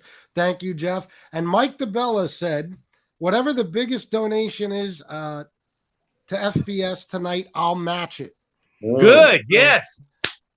So how about that shit? So, wow. Let's see what happens. Thank you, Mike. Thank you very much. Sorry to cut you guys off. Go ahead. Every now and then I gotta. Your show, man. Your show, brother. I was talking about Shakur's father when Jesse Jackson and these, would come to see him. They would have to close the whole freaking prison down and all that visitation because he would get visitors from like Jesse Jackson and other, leaders. Well, yeah, because he was in the Black Panther Party. Yep. Yeah. Absolutely. What's up, Jeff? Hey, how are you guys? Stone Sailor, what's up, brother? Hey, bro, what's going on? What are you guys up to? How's it going?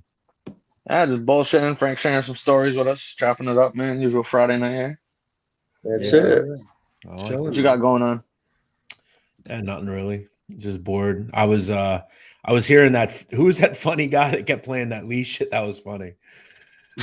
Gee, I wonder, Jeff. That was funny. Who was that? I It don't must have know. been Gunsmoke. Yeah, I don't know who that could have been. Yeah, Oh shit. those are some funny ass fucking clips, man. That dude's nuts. Bro, I was gonna say something to Frank about when he was talking about the Andrew Reynolds thing. Do you know that all those guys on that case, they could have took a global plea, like Fabrizio, Tommy, Chris Pacello. They could have taken a global plea, and I think they were each going to get 12 years. Okay, and Chris Pacello wasn't having it and jumped off of that fucking that global plea. So Fabrizio wound up getting what, 35 or something? 50. And, He got 50. 50. He got 50, man. no, He got Fabrizio didn't. Tommy Reynolds Yeah. did. No, and so did the Fabrizio. Fabrizio got, I'm almost He positive got a he reduction 35, afterwards. 35. I think he got a reduction later, Well, didn't he? Yeah, He was in jail with my brother, so I mean they were good friends, and they still are. Guys, St. Elizabeth just sent $100 and said, "Great show." Thank you, St. Elizabeth should give you $100. Thank you There you very go. much, St. Elizabeth. You just made my night. Thank you. There you But go. anyway, those guys could have done way less fucking time. They all could have walked away with 12 years. Chris Pacello wasn't having it, jumped off the global plea, and wound up getting 9 years for cooperating anyway. So if he would have never cooperated, he would have only got 12. Wow. You know what I mean? So that's You get called a crazy rat. case. You get called a rat for He jumping ended up off a doing global 10. plea. They offered him 12, and he ended up doing 10. I talked to him about that, and he was like, I could have. They gave me 10. He thought he was walking out of prison. Yeah, I thought it was 9. But yeah, imagine. And Chris Pacello put away so many fucking people. A lot of guys, yeah. Yeah, it was something like 75 guys or some shit like that. He didn't put that many people away, believe it or not. Really? Because no, not for big time. He probably did, no. He wasn't really involved. That was the whole thing. Well, no, but he had, especially, after he opened the clubs and shit, he had to business the families, the Bonanos, the Gambinos, the Colombos. He was involved with every fucking body to some extent. You know what I mean? I wanted to ask you something too, Frank. You brought up TG earlier, right? How did TG avoid a huge sentence in that case when all those guys flipped without cooperating himself? He didn't get hit on any murders or anything? I don't know, but he took a plea before everybody else did. Well, he didn't really order any. Oh, okay. Well, look, when we were going to I don't know. I don't know what his involvement was in violence. Well, he tried to have John Papa killed, though, Frank. Huh? He tried to have John Papa killed. Graziano. Yeah, with that other fat guy that was involved at that Curves Calvin. Place. But nobody wanted. Okay, that was Johnny Papa had a friend of his who told on him. Calvin was the rat on that case, but his shit was circumstantial. It was very bad. It was all over the board. It's something to do with the topless bar. So he went in. Frank, they went in and shot it up, and they tried to have Jimmy and the Bath Avenue crew kill John Papa, and John got away. I don't know. All I know is, I'll tell you what, when Joe Messina came in and they offered him that 10-year plea, he took it in a minute. Joe Messina got arrested.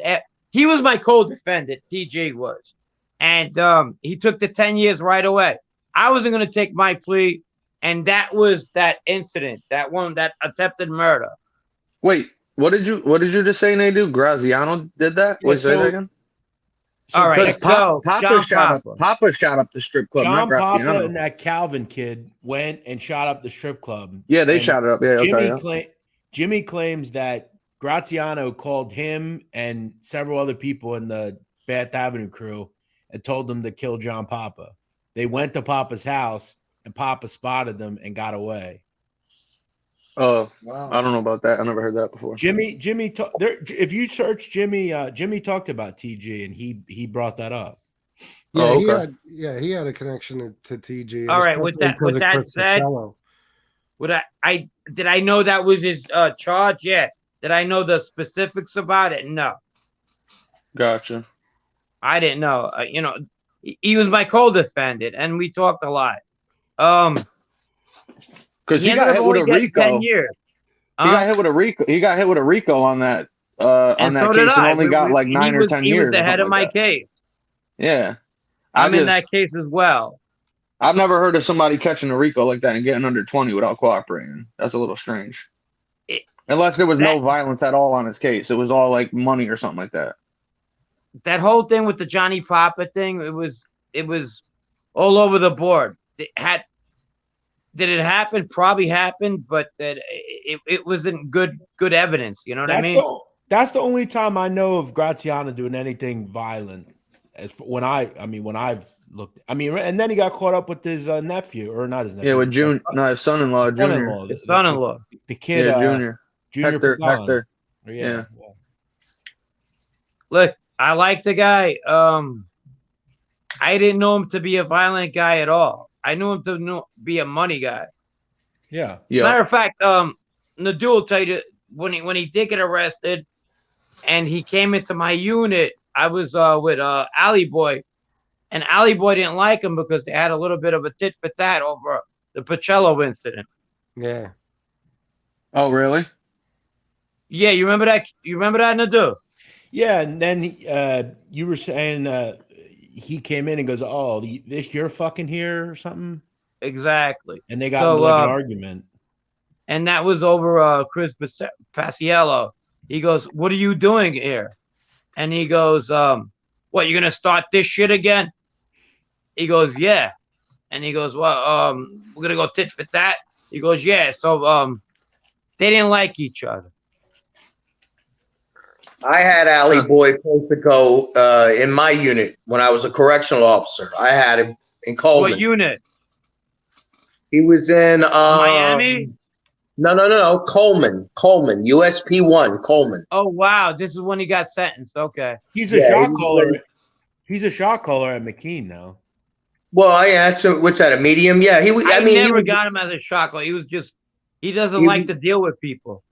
I found him well spoken. I found him very well spoken. Articulate guy. He was going to college. He went to college. He went to I think St. John's. Yeah, St. John's. And I just saw a young man, and I used to have some conversations about him because I told him, man. No, I said as a young man, he really didn't have I got you. in his life. My bad. That's what I asked him that personally.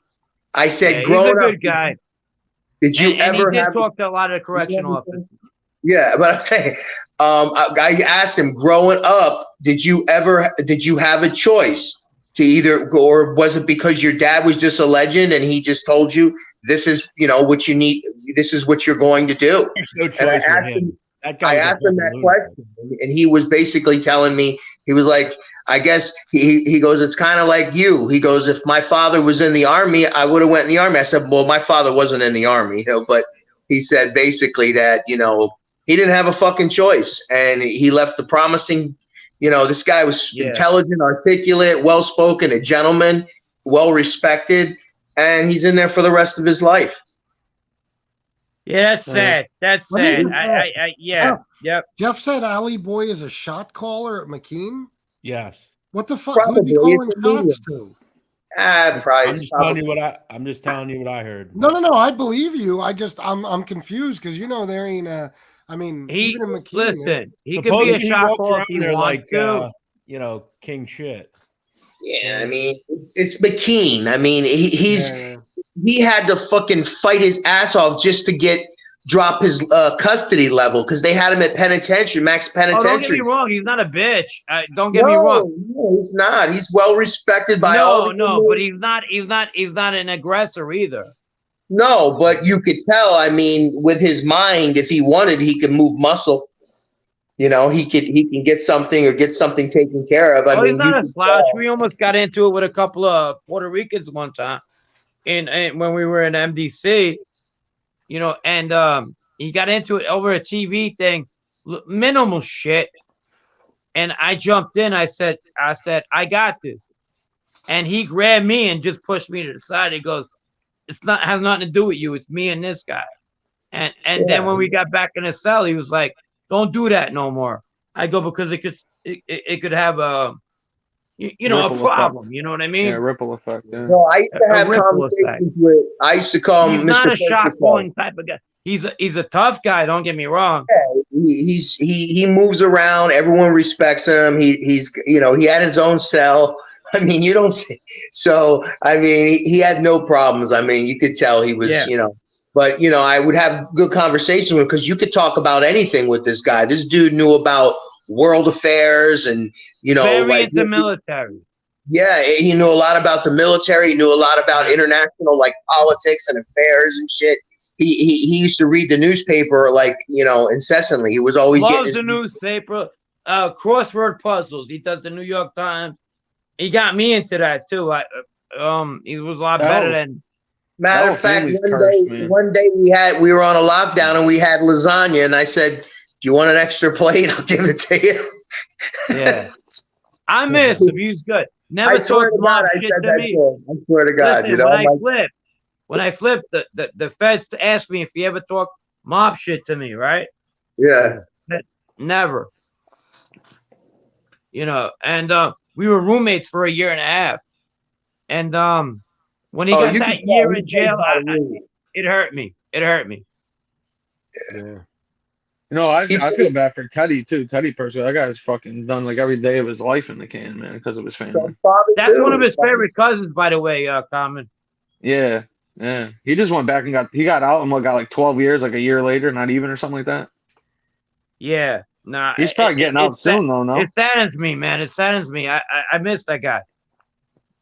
I think he's getting out soon, isn't he? Like the next year or two. Not Teddy. Ali. I don't know Teddy. Oh, I got you. Yeah, I think Yeah. Teddy got like 12 years and like 14 or 13, something like that. Yeah, he did a lot of time. A lot, man. Yeah. He wasn't even out a year when he got that the last indictment. He got that 12. There was another guy too, Amato. Did you know him? Amato. There's a million guys named Auto? Actually, No. I do. I don't want to talk about him. No, Amato. Wait, it was Patsy something, Pasquale Amato. Different Amato. Okay, that's fine. You ever heard of him? He was in the Colombo guy. He was a Colombo guy. Yeah. Colombo guy. He was a big I boss. don't know him. I know another Amato. I used to. I had him too. There's a lot of Him and, Amatos. him and his son are in the mob both. Yeah, I used to chit chat with him too. He would, he would talk to me. They didn't, he had He's a no Staten problem. Island guy. Yeah, he was a gentleman too. I think he died. No, he's still alive. Is he? Okay. Hey, Stone Sailor, you ever have Big Meech? Wasn't he at Coleman? Yeah, Big Meech. Yeah, he was. He was. They were so surprised I didn't know who the fuck he was. Like, because Really? I was older. Yeah, because When, here I when am. were you in Coleman? 2012 to 2019. Because when I went to okay. Coleman, remember, I was a 39-year-old rookie. I'd spent 20 years in the military, so I was an old fuck, Yeah. and I was working around young kids. And like, you don't know that song, Big Meech? I'm like, I don't know who the fuck this guy is, which is like, I would Where go, were but you stationed in the Navy? I think you All just over the indirectly world, gave bro. up where the All witness over the unit is, world, by the way. huh? Were you ever I in think you Norfolk? indirectly just gave up the witness unit if that's the only place you worked. No, I never. No, I never worked No, with he's witnesses. wrong. I never worked No, with he witnesses. wasn't. Common. No, I'm But breaking his balls. Where were you dude. I'm stationed breaking in his the balls. Navy? In the Navy, I lived all over the world. I lived in Italy for 5 years, Japan for 3 years, California for 3 years, Washington State for 3 years. I Where in lived Washington State? near Seattle, Everett. Yep. Yeah. Okay. Hey, Stone Touche. Sailor, Touche. Yeah. Were you ever around Navy SEALs? I've been around them. I was a canine handler. I used to do the bomb sweeps for them. Shit, don't you have my? Where What are you- at? Are you testing me on my Navy knowledge? Go ahead, Well, shoot. I'm around a lot. I'm not a Navy person. I'm around a lot of Navy people. Hey, though. Stone. Yeah. You ever, Whatever. Stone Sailor, you ever know a guy in the military called Tony Ramundi? No. That guy's tough. That guy got like 300 kills, man. Yeah, he's a legend. You never heard of him? With He killed, David. he killed some guy named Obama some bottom. Yeah, you might know him by his full name, Anthony Luciano Ramundi. Oh yeah. I just want to US know, Cole. where did that guy, when we blew it up, when it got blown up, you mean?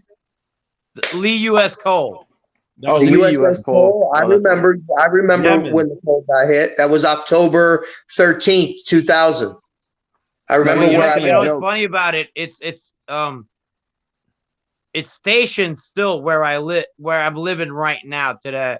The Okay, U.S. I know Cole where is. you're at. That's in Norfolk, Virginia. Yeah, I know where you're at then. Yeah, I know where you're at. Yeah, they had to fix the ship. They resurfaced it and everything, and they brought it back in. They didn't let the terrorists win. They didn't decom the ship. They built it back. Yeah, So exactly. Yeah, they It's did still that with there. like a suicide boat or something, You didn't could they? get on a tour. I see it all the time.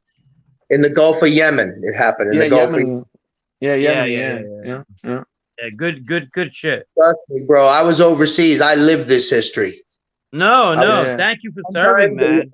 I found, and this is just some fucking dumb fucking kid that never fucking, was the bottom of the class. Everyone thought I was going to end up in prison like my dad. Bro, I seen the world and I met people like some of the most important people on the planet because I knew how to train a dog to look for explosives. And I was just this dumb idiot that held a leash and everybody wanted to meet me, the vice president. Hey, you're gonna love this. You're gonna love this. If Bro, it wasn't for me flipping and being in the witness protection program, I would have never met anybody in the U.S. military. Why? Because of the officers in the unit? No, because they figured where would I fit in. Mm-hmm. They looked at me, my tattoos and shit, and they were like, okay. Well, I'll tell you what happened. They were like, when we were gonna put this fucking guy, and my first place I ever was in, they put me in Norfolk, Virginia, because they thought I fit in.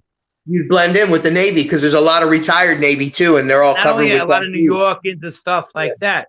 So I made lifelong friends. I've been in and out of here. I live in the West Coast now. I live in Everett, but yeah, that was my first place I lived in, Norfolk, Virginia, and I fit in with the Navy guys. Do they let you pick your place? No, no, it was crazy. So they had me up in Maine for a minute, and I'm like, is this my place? They go, no, it's a temporary place, but you gotta go for orientation in Washington, D.C. I'm like, okay. So they put me in this fucking place. I didn't even know where I was. Underground.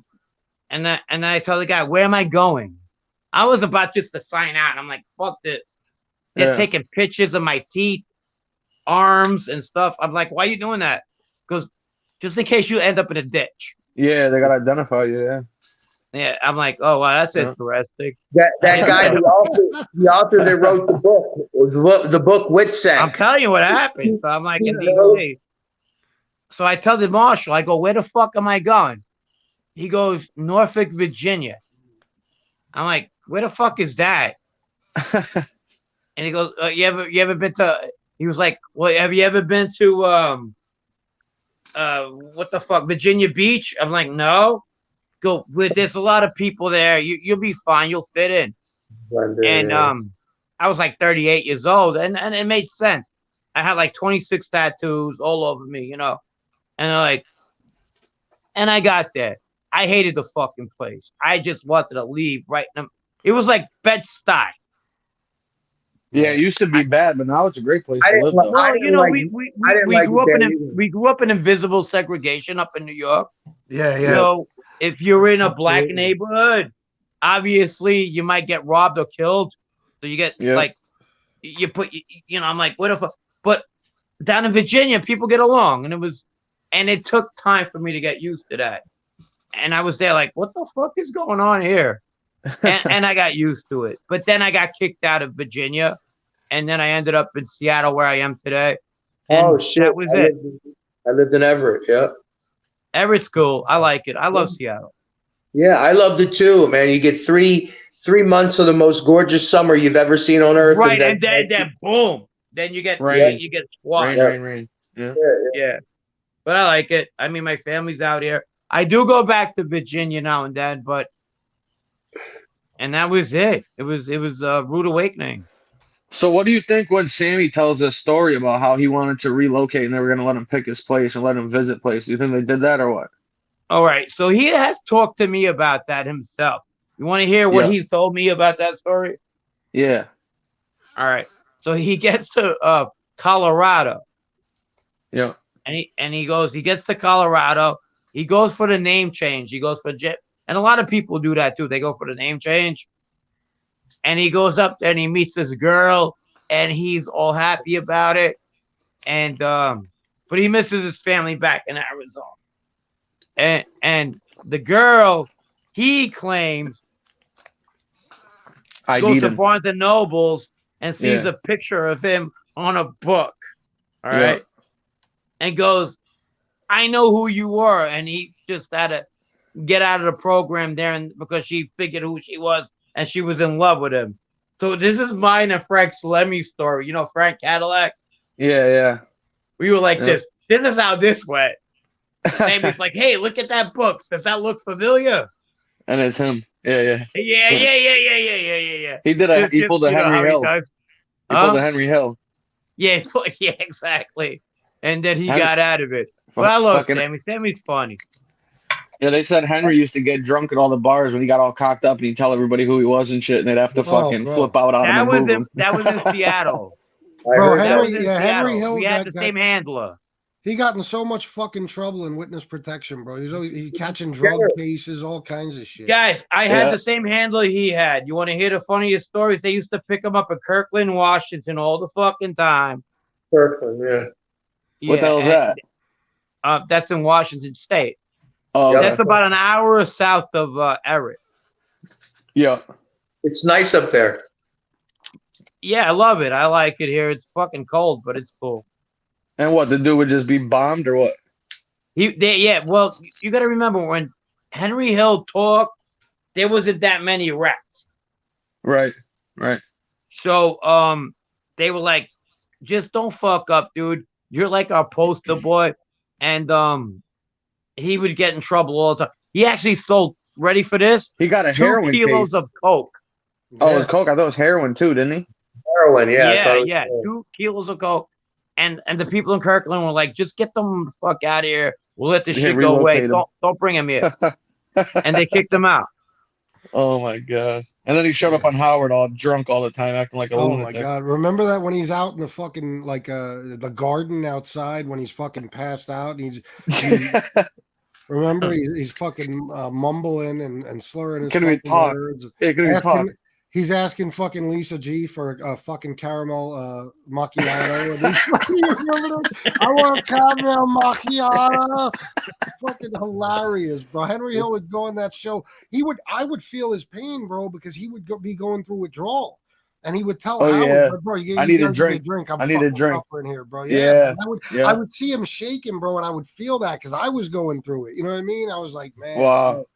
Yeah. Remember the guy who used to call in and threaten him every time? I like that guy. That guy was good. Paulie, that guy would break his balls, dude. Yeah. Paulie would break his balls. You rat motherfucker. Paulie wound up coming on that show once. They did Date Jackie's Wife or some shit. Jackie's wife was on there. Yeah. They were like, doing a dating game. And he came I didn't see that. He actually won. Yeah. Oh, yeah? Yeah, if he turned out to be some guy, like he lived in the neighborhood. He was from either Howard Beach or Ozone Park. But he wound up being like a graphic designer. He was a regular fucking guy. He just hated Henry, bro. Hey, listen, either you give FBS money now or I'm getting off. Oh, there you go. Look, there you go. Let me just shout this out. Lee's Taxi Co. $5 Canadian. Thank you very much. He said, what's up, FBS in chat? Diego Squires, $5 super sticker. Thank you, bro. And thank you again, St. Elizabeth, for the $100. Very, very generous. St. Elizabeth. Thank you, guys. Oh, yeah, look, Mustache Pete said, FBS, how about when Henry Hill talked shit to Chuck Zito? Remember Chuck Zito was coming to the studio? Like, they were calling Howard, like, yeah, we just saw him. He's on the highway. Like, he's okay, you know who was Ali Boy's roommate in the first time he got arrested was Chuck Zito. Really? Yeah, they were roommates in jail. Fact. You want to hear a funny story about Chuck Zito? Yeah. So me and my buddies got a box at in Boston, right? For the MMA fights when the first time they did the fights out there. And Chuck Zito was there with these 2 chicks, right? And these 2 young drunk kids walked up to him. He was walking away from the bar with a couple of beers. And the kid walks up and he's like, oh, look, it's fucking Sylvester Stallone. And apparently Chuck Zito fucking hates Sylvester Stallone. The 2 girls Yeah, they do. They do look alike. It was funny as hell. Apparently, unbeknownst to this kid or anyone else, Chuck Zito does not like fucking Sylvester Stallone, and he must have been on one. He gave the two girls his beers and laid this motherfucker out in the middle of everybody on the floor, stepped over him, dropped his beer on him, and walked over to his seat. So we were just like, oh, shit. Like, yeah, dude. I was standing right there with three of my buddies like, wow, did that really just happen right now? What an idiot. It was fucking nuts. I kind of feel I'm in good company. I was Ali Boy's roommate for about a year and a half, and Chuck Zito was his too. So that's not bad. That's funny. Chuck Pantamo. He was a big dude too. He's not a little guy. He's a big dude, man. He knocked out what's his face? That Van Damme guy. Jean-Claude Van Damme. Yeah, it scores. Yeah. Scores. Yeah, he knocked him the fuck out. Yeah. Chuck Zito, he's about 3 feet wide, man. Yeah, he's about 3 feet wide. Yeah, he's big. NYC and that was like Spot said nobody messes with Chucky Pancamo. That's what, bro. You always think of Chucky Pancamo. That Oz. Yeah, Oz, great. I always think of fucking. That was a great series. It was. I remember the theme. Ba-na-ba-na-ba. It was good. It was good. Lee Cole reminds me of that fucking troublemaker in it. Which one? Yeah, the homo. Oh, which one? The one the one that always starts trouble. The guy who does the insurance commercial. Oh, the neo-Nazi. That's Schillinger. Oh, that one, Schillinger. Oh, yeah, the fucking Asian brother. That's his new nickname, Schillinger. Well, that's the one MRE said he has stuff in common with. He said, "Oh, I do have some stuff in common with Vern." With Vern, yeah. I might go for a Doberman. I might want to go buy a Doberman in New England. Yeah. Like a trained one? Well, no, you know what? Me and Arolado were talking about going to a New England game. So I might go Doberman shopping. There you go. Why not? Yeah. I'm in town. I like Dobermans. Yeah, well, listen, we know who's a big fan of them, and we know why. German Shepherds, too. You're right, exactly. Yeah. Anyway, NYC Crime Spot said Vern Cole the third. Go ahead, Vern Cole, Sailor. Sorry, bro. Anyway, you could send me your email. I'll send you a picture. Let me ask you something. I've been drinking, don't get me wrong. But let me ask you something. Do these guys actually think rats lose their fucking their streaks after a while? That they just I don't know. No, it's they definitely become like they think ass that. up. I don't get it. That's what they think, yeah. I mean, That's what they think, but that's a mistake they're making.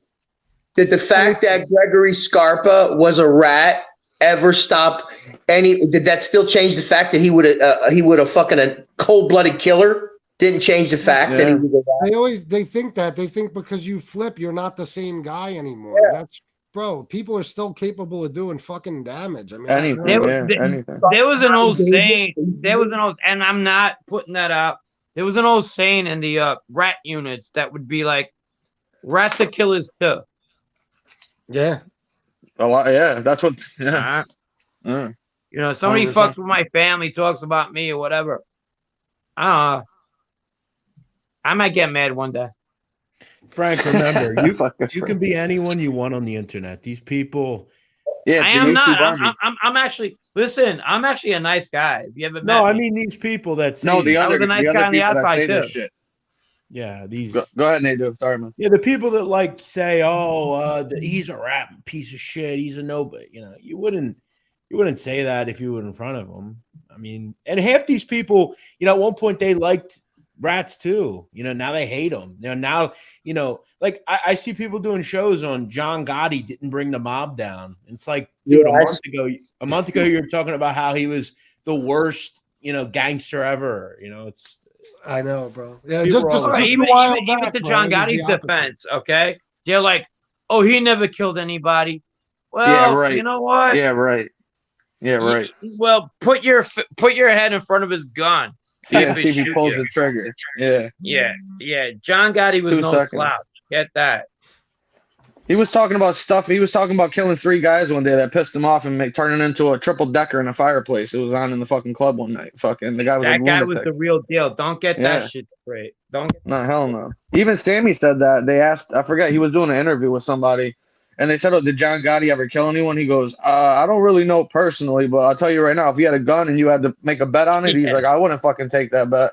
I would, I would say he killed Vito Borelli directly. He was the shooter. I would also say that. Oh yeah, that was testified to by Benzino in court. I would say he was also at the Tommy DeSimone hit, but he didn't kill him. He was probably there. He was at the torture session. Dude, that guy was a pure fucking animal.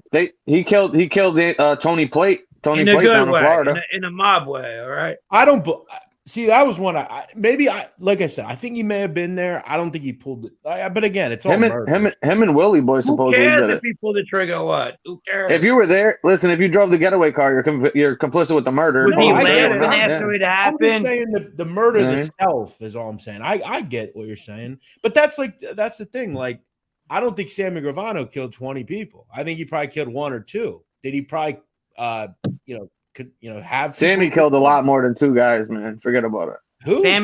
Sammy, I've been around him. Sammy, if he didn't kill that day, he was orchestrating it. You got to understand something. When you see somebody die and you see the people around it, you could tell just by the people around it if they could do it themselves. They could be giggling, they could smile, they could help you. That's what they do. Yeah. Yeah. If you go out in a car, I just gotta say real quick, Michael Dibella just matched St. Elizabeth's $100. He just cash apped it to me. He said, "My word is my word, brother." Thank you, Mike Dibella. Thank you very much, bro. Mike Thank Dibella. you, Mike. Yeah, Thank you, Mike. Man of his word. I like that, man. I'm glad I came on. I was pissed off. My Mets suck. Fucking pissed to bed. I went off on fucking Angel.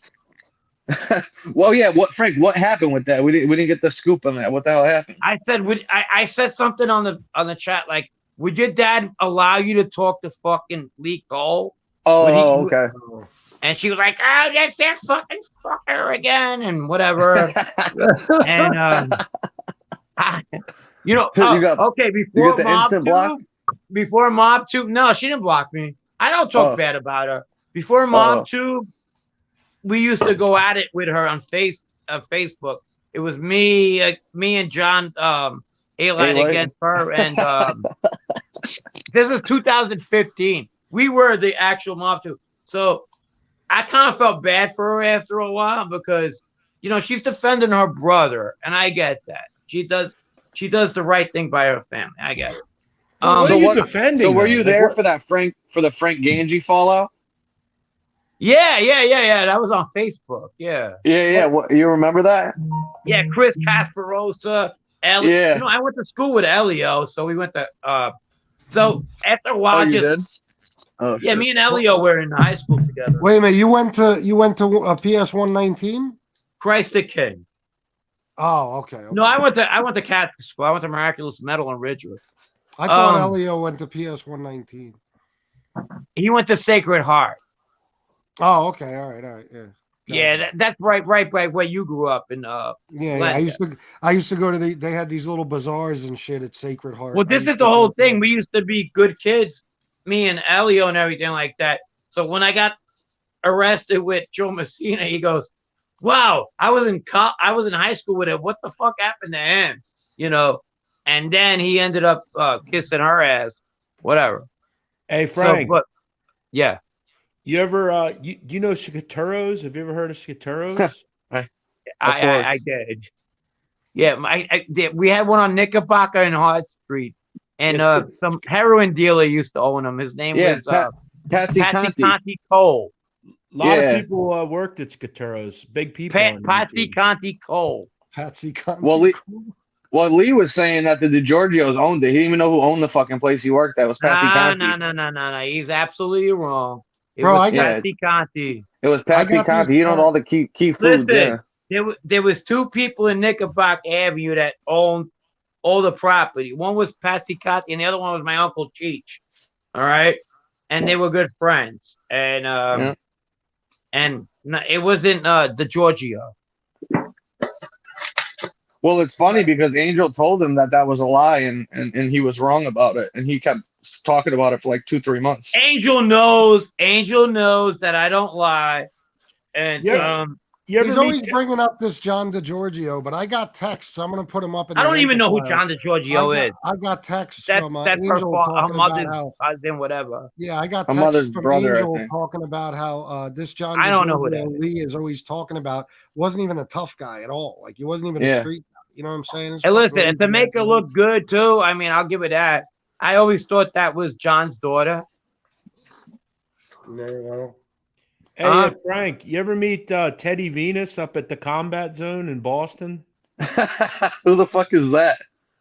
That's who Lee used to always talk about. He worked for him. Teddy Venus? Yeah, he used to talk about Teddy him like he was Anus. fucking, No, it was Paul Teddy Anus. Castellano. I don't know Let me who the let my fuck dog that in. is. I'll be right back. I never heard of Teddy him. Anus. No, I did not. Up in the Combat Zone? No. I'll tell you what, though. These are people that would never be in Angel's circle if her dad was alive. Lee, Danny, never. MRE? The cop who was in the show, what's his name? Oh, yeah, the Dr. 556 guy, yeah. Yeah, he wouldn't. Shit, fuck. He would have blew his No. gasket. Oh, forget about it. What he'll be like, what the fuck you talking to that pig for? Yeah. Look at what he said to his son when his son wrote the book in the movie about when he wanted to dress up like the cop for Halloween. If I was a 6 or love 5-year-old, John he Gotti. went I mean, crazy. You know what I mean? Yeah, I loved him because when I was growing up, everybody wanted to be John Gotti. Yeah, let's get that shit straight. You know? Oh, yeah, no doubt about it. Yeah, for sure. Yeah. And yeah. So Could No, John Gotti be the only actual cool Gotti? no, Gene's probably Gene- cool. Oh, yeah, I was yeah. going to say, Gene's pretty right. gangster, Forgot too. about him. I got to say. Yeah, I can't say Gene, nothing. Pete was nice. I liked him. He wasn't a gangster, but he was a nice guy. I told you about the time when we were at the diner by the neighborhood, Yeah. and he comes out and goes, there was almost a fight, and he goes, "Hey, ain't nobody gonna fucking rock and roll." I'm like, he's using like 50s terminology. I'm like, whoa. What Yeah. the fuck? Diversity Well, training with MRE, Canadian $5 said, how many of the Italian meats could Lee pronounce? I say he'll struggle with Good salami. question. I love it. He would struggle with salami. Beyond that, I don't think he could. I don't think there's another one he could pronounce. And the Yeah. gabagool. Yeah. There's no fucking get the- way. He'll get the pro and prosciutto, and that's about it. Yeah.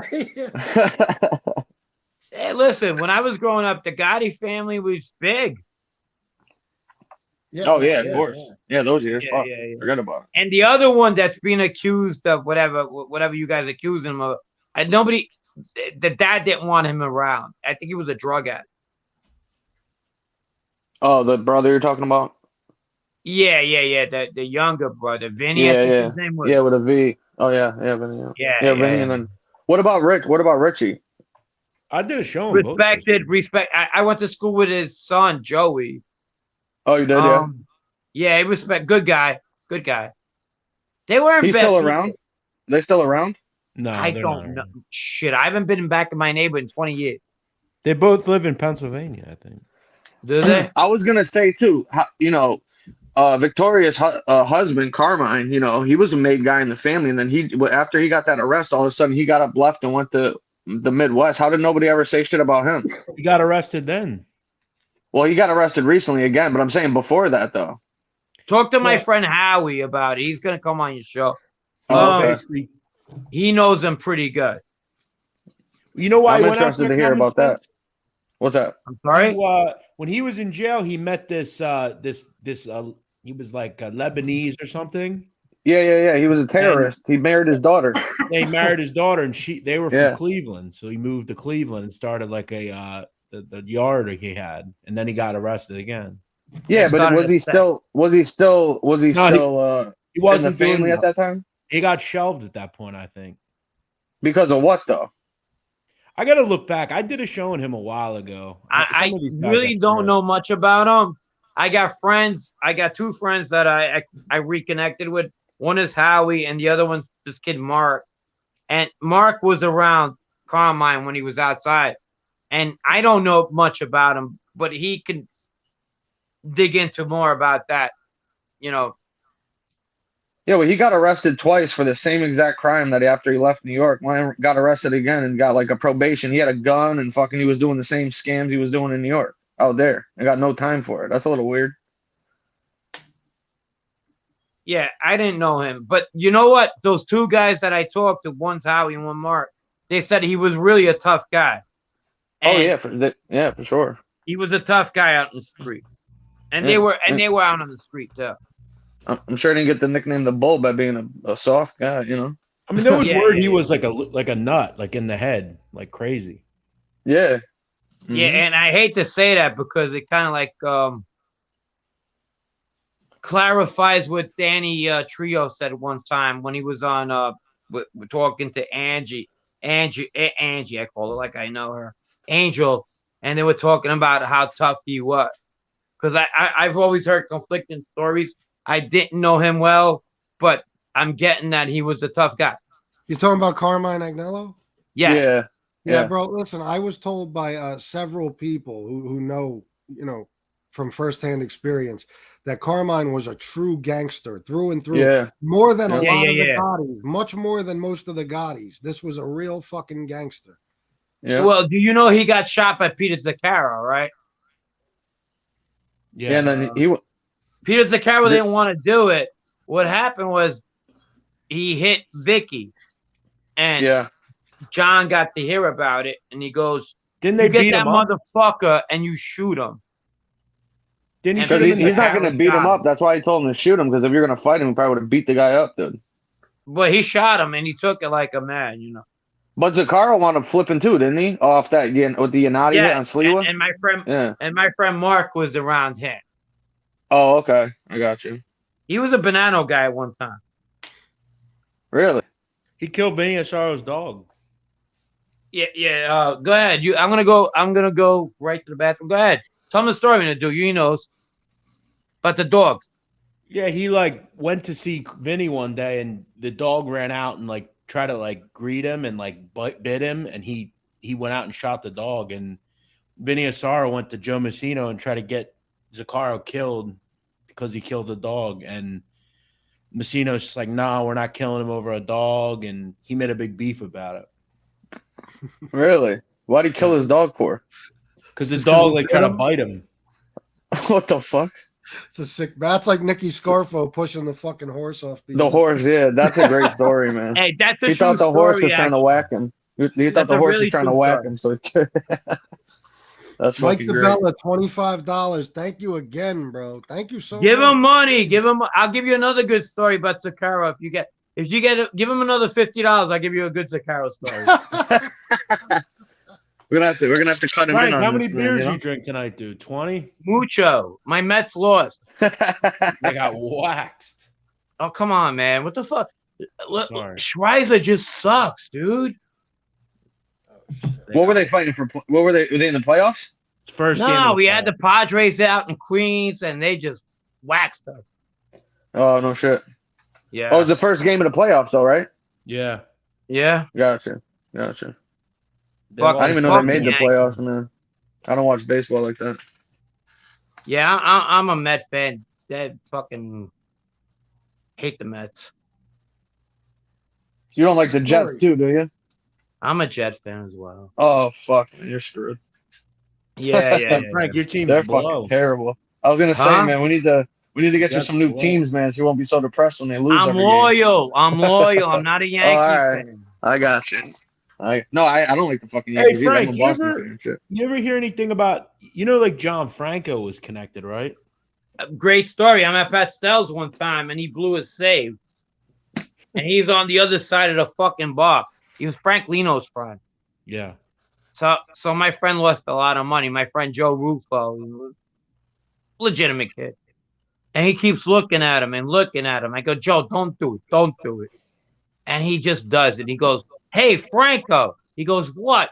Fuck you. So Franco goes from across the bar.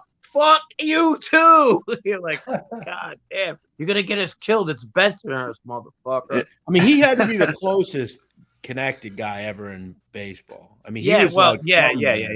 He was good friends with Frank Lino. Yeah. Frank Lino was one of the nicest guys you ever meet. He was a nice guy. He flipped. He was he a captain in the Bananas? Yeah. He was Yeah, he flipped. Tommy He Karate's flipped with captain. he flipped with shellac out of them, didn't he? A little bit later. So. Oh, that's I'm Frankie going- Copa. Oh God, what a fucking that guy was disgusting. He was like 600 pounds, right? Hey, God, I hey, didn't like Common. You What ever up? hear that story about Cantarella? Which one? Which one?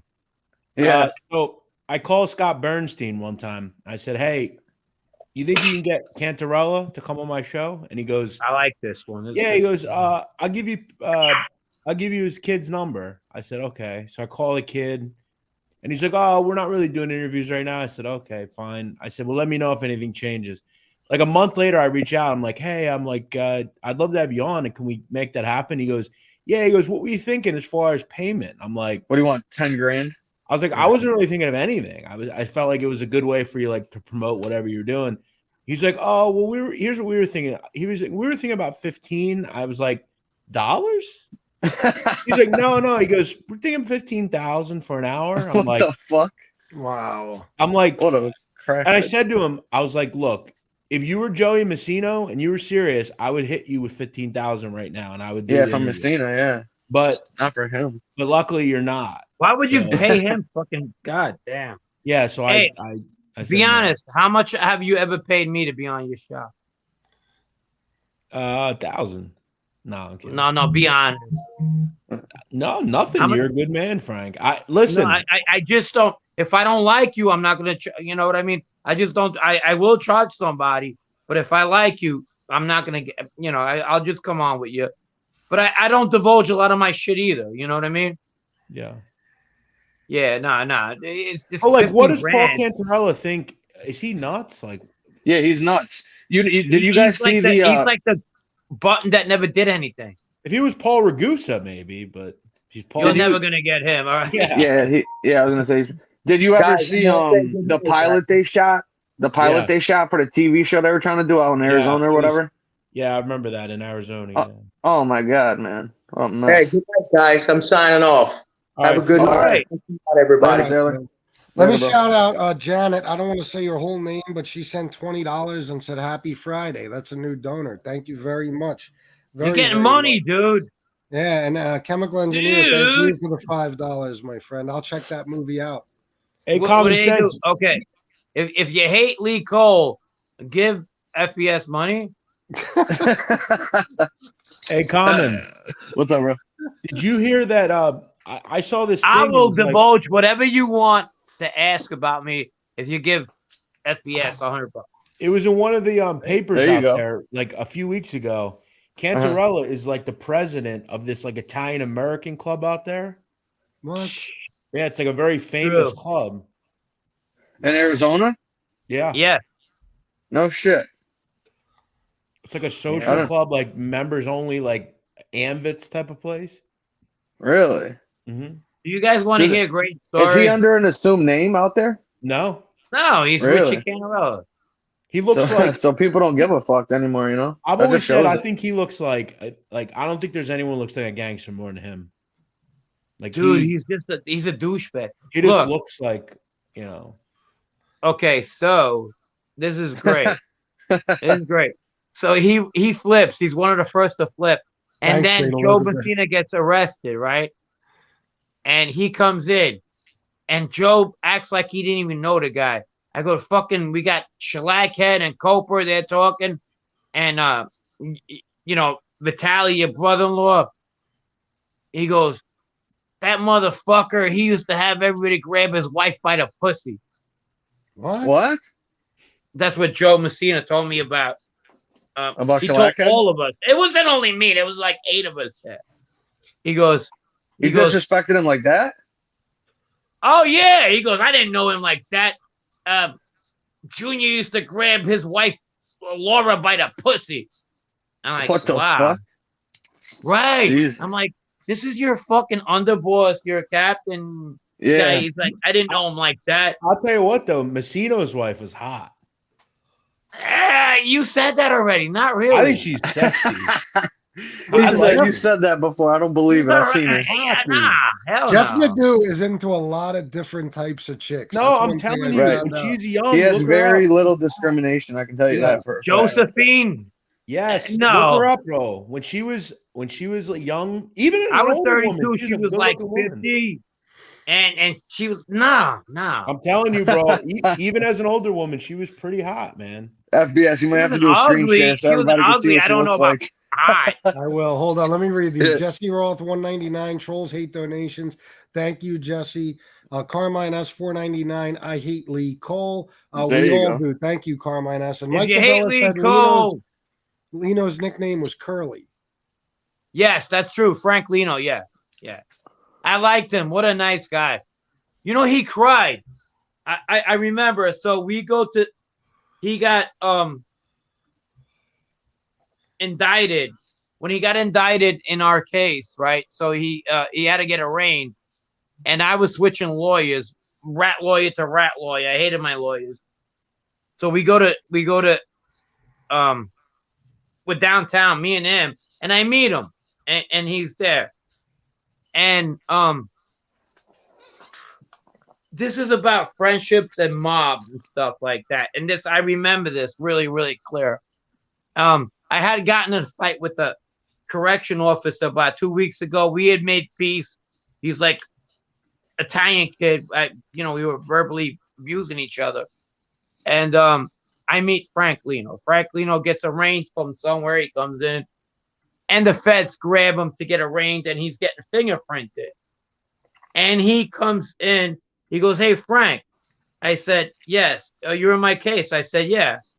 He goes, "Our names are almost alike." She's not that hot, dude. Yeah. Right. Stop. I didn't want to say it, Frank man. Lino goes, "Our names are wanna do almost alike." I go, and he goes, he knew my uncle, and we talked, and he was teary-eyed.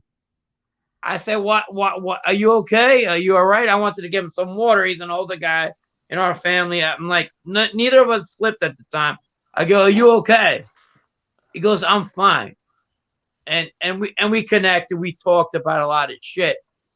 And he goes, "They showed me pictures, the government did, about Frank Coper, and Frank Coper flipped." Yeah. And he goes, "They showed me pictures of him, and he flipped, and he flipped on me. We were good friends." He goes, and they were telling me, "Why don't you flip like Frank Coper did?" And he was crying. He goes, "I can't do that." He was telling me that he was deciding to flip at the time, and he was really, really, really like crying, that him and Frank Coper were friends, and Frank Coper, how can he do that to him, And probably 3 months after he flipped, Probably broke his heart. Yeah. And the government did the right thing. They showed him pictures. They go, "Look, your friend flipped. You guys were going on vacation." And he told me they showed him pictures. Wow. Yeah. And That's he was crazy. an older guy. He's a guy, that didn't flip back in the 60s. And you know why he blinks, right? No. They call him Blinky. All right. So you ever heard of Jerry the Jew? The guy who was a lawyer all right. So Jerry the Jew was a lawyer that killed a cop back in the 60s. And Tony Danza played him in a movie. Oh, Gus Marachi. No. Rosenberg? He played that other guy, too. You're right. But Yeah, he played Rosenberg. Two guys in it. So right. Rosenberg, I didn't know he played another one. I didn't know that. He did. It was so this guy robs a candy store, a cigarette shop, walks out, and he kills a cop on the way. He killed two of them, I think. The Jew, the Jerry the Jew. Yeah, I think he killed two cops, didn't he? I don't know if it was. I don't know. But anyway, he becomes one of these most famous lawyers in the New York State prison system. But he gets people out on writs and everything like that. but nobody else. Huh. Frank Lino hides this guy when that happened. And they catch Frank Lino and they're like, where's Jerry? And they beat his ass like to a pulp against a radiator. They actually did shit to his ass, okay? Wow. What? Yeah, he was like the Abdul Laim of its time. Yeah, oh yeah. Really? They fucked him up so bad. And he never ratted. So that's why he blinks. They fucked him up so much. They fucked him up? Oh wow. Oh shit. That's crazy. Yeah. What, you guys didn't get Josephine Messino up? Oh, we put her up, man, but we had to take her down immediately. That shit was not in that good look. pantsuit, she looks good. Stop lying. She looks like Frankenfurter. How old? From Hold Rocky on. Horror How old is she in that picture? In the pantsuit, that one picture right there where she's got the full body, bro. Oh, you can't see her. Shit. I thought you could see her. I couldn't Well, I see can my see her fucking here. We screen. can see the script thing. No, we saw the picture, FBS. What? Bro, look at the one in the pantsuit. She looks good. The one you Where? clicked on with the yellow pantsuit. You just had it up before. It's in that little drop window right there. I see under the O. And Messino. Oh, okay. Shit, I just pulled up the wrong thing. Damn, hold on. Nah. Hold up. What did I do? I've seen her when she looked younger. What She did I looked hot. do? I don't know. I don't know about Frank, but I think Jeff's been drinking. No, Yeah, she's not that hot. She looks like the character from the Rocky Horror Picture Show. Fucking Elvira. no, listen. I'm telling you. In the We've heard this. pantsuit, all right. I don't know, man. Come We on, try let's to- rate her. Okay, why don't we do that? Let's rate mob chicks. That's a fucking funny ass. Let's do it. I've been Pull drinking. up. Come on. Yeah, right. Bro, in that pantsuit, What the bro. fuck are you talking That's about? all right, bro. No, the second one. Go back. What the fuck? I Looks can't like even get to Elton my John. fucking screen. Hold on. I don't know what's going on here. Oh, yeah, you can't see her. What the fuck? No, What we is just this saw her I'm a second sharing ago. now? Dude, I'm We saw her a serious. second ago. serious. And you Oh, go to yeah. strip clubs? Me? Yeah, and you No, think I- that's good? I don't go to strip clubs. I've never been to a strip club ever. What? Yeah, right. I swear to God, I never have. But What? maybe you should then. No. I don't Fucking think she that was looks a good bad. one, Frank. I don't think she looks that bad for an All older right, all right. woman. Like, from 1 to 6, what do you give her? For an older point. woman, she's like in her 60s. I don't think she looks bad, honestly. I give her a 0.7. And again, I said when she was younger. I've seen pictures of her when Thank they you. first got I'll married. give her about a 2. She was attractive when she was younger. Yeah, you gave her a 2 when you've been drinking. I'm sober and I give her a 0.7. So we're on to something. All right. Look her up when How about she's Drita? younger. How you want to talk about mob wives? What's that? Oh, Drita. Yeah, Drita's a good looking chick right there. Drita's hot. She's 4. Yeah, she's in shape too. She's a 4. Oh, out Greg of 6. Scarpa's wife was hot. Who? 4 out of 6. Scarpa. Who, Linda? I give Angel about oh, everybody disappeared. Did she pop I'm up here. now? The There second she is. picture. Yeah, she's there Look, now. The second She's picture. there now. FBS. Oh, The next this is picture a he good was. one. Let's rate mob got people's wives. This guy's trying to get second us all picture. killed. That's The like second- Kermit in fucking gay wear. Hold on. let me In get that box option right there, the one that's highlighted blue, the one right next to it, to the right of it, he's saying. Yeah, I don't Common, know. what do but you I- think? What do I you got think? so many fucking windows open. I don't even know what the fuck I'm doing over here. This shit ain't working. Hold on. Right here? You know who's Right a good there, looking? yeah. Yeah, Hey, bro. hey, She looks all right in that picture, man. Get That's out called, of here. Jeff, hold on. That's called DDF, distance distortion factor. She looks That's good from fine. far, but far from And good. I'm That chick drinking, is right? fucking What beat. Bro, I'm just saying, as a younger, when he married her, there's a Not picture all. of her. She's very pretty. I mean, listen, a 1972 fucking Peugeot looks pretty good too when you first bought it. It's 2022. It's terrible, dude. You wouldn't even You fucking say be the scene of that Peugeot? thing driving, dude. You know what Oh, I mean? you aren't listening. When they were No, I'm married listening. in the 70s, they showed her on one of the documentaries. She's a pretty woman, man. Oh, Who's oh, that guy okay. who rates the pizza for you guys? Dave. It's my boss. Dave should rate that like a 2. Dave's girlfriend's like 21. He likes younger women. I like young girls too. Ramona Has he ever been married before? Oh, Yeah, Ramona he was married, Rizzo. Ramona Rizzo's nice. Oh yeah, she's Yeah, good. She's good looking. He was married before, yeah. She's Yeah, good Ramona looking. Rizzo's Ramona gorgeous. Rizzo. You know, and Jeff likes her Sammy's niece. daughter's not bad looking either. Granddaughter. Granddaughter? Yeah. I knew that was coming. Yeah, I don't All want right. to. No. I don't want I him wa- fucking threatening me. I'm not going to talk about Sammy's granddaughter. She's like No. 25. We're talking about Nadu. We're talking about Nadu's interest, not ours. No, She's well, an Instagram well, we just model. say the granddaughter's beautiful. She's beautiful. I That's think it. she's. It's what I it think is. she's hot. Oh, she's beautiful. Yeah. Oh She's yeah, she's a beautiful, gorgeous that's girl. all, Yeah, you for know. sure. Yeah. There's nothing wrong with There's us nothing telling wrong that with the that. girl's Yeah, beautiful. there's nothing wrong with that. Yeah. She Nah. literally is a model. She's a good-looking kid, Is and she a even the model? mom is a good-looking Yeah, kid. she's an Instagram model. Oh. Yeah. She does like appearances and shit at clubs. Hopefully they Yeah, I don't go just out of saw- business. They're gonna I lose a just lot of saw her- models. I just saw her that one time on I guess when she went to see Sammy on that fucking MTV show or whatever. Bro, the that fuck girl, was. she has like from what I heard, she's like in finance, bro. She lives in like she posts all the time, like her house, like bro, her apartment. You should see the fucking place. It's wild. Yeah, she's got money, man. $10,000 a Who's month. that? The granddaughter? Yeah. Yeah, she got money. No, She's a I remember hustler, when she man. was like. I remember like she was 5 and 6. She used to come see that her granddad. Me and her granddad were in jail together. He would boast about his grandkid, how smart she was for a 5, 6-year-old. You know. No shit. Yeah. she's He was definitely like, oh intelligent, my. yeah. He'd be like my. Yeah. He'd be like, my daughter's kid is so smart and everything like that.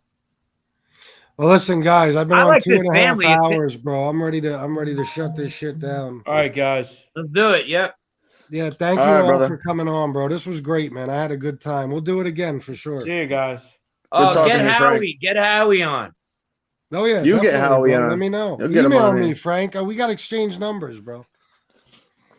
All right, All Common right. Sense. Thank you, man. I appreciate you coming on, bro. Anytime, man. Thanks for having me. Everybody in the chat, take care, guys. Later. Yeah. All right, guys. Listen, this was fun. I had a good time. Made some money. Thank you, guys. Thank you for everything. Let me shout this out. I didn't get this one yet. Diversity training with MRE. Canadian $5. Jeff Nadu likes taking advantage of senior discounts. Listen, guys, thank you for everything. St. Elizabeth, thank you. Mike Dibella, everybody who donated. I appreciate you very much. You hooked me up tonight. You made this show well worth doing. I hope you all loved it. I certainly did. All right. Thanks, everyone, just for being here in the chat and supporting me as always. I love you all. And until next time, salute.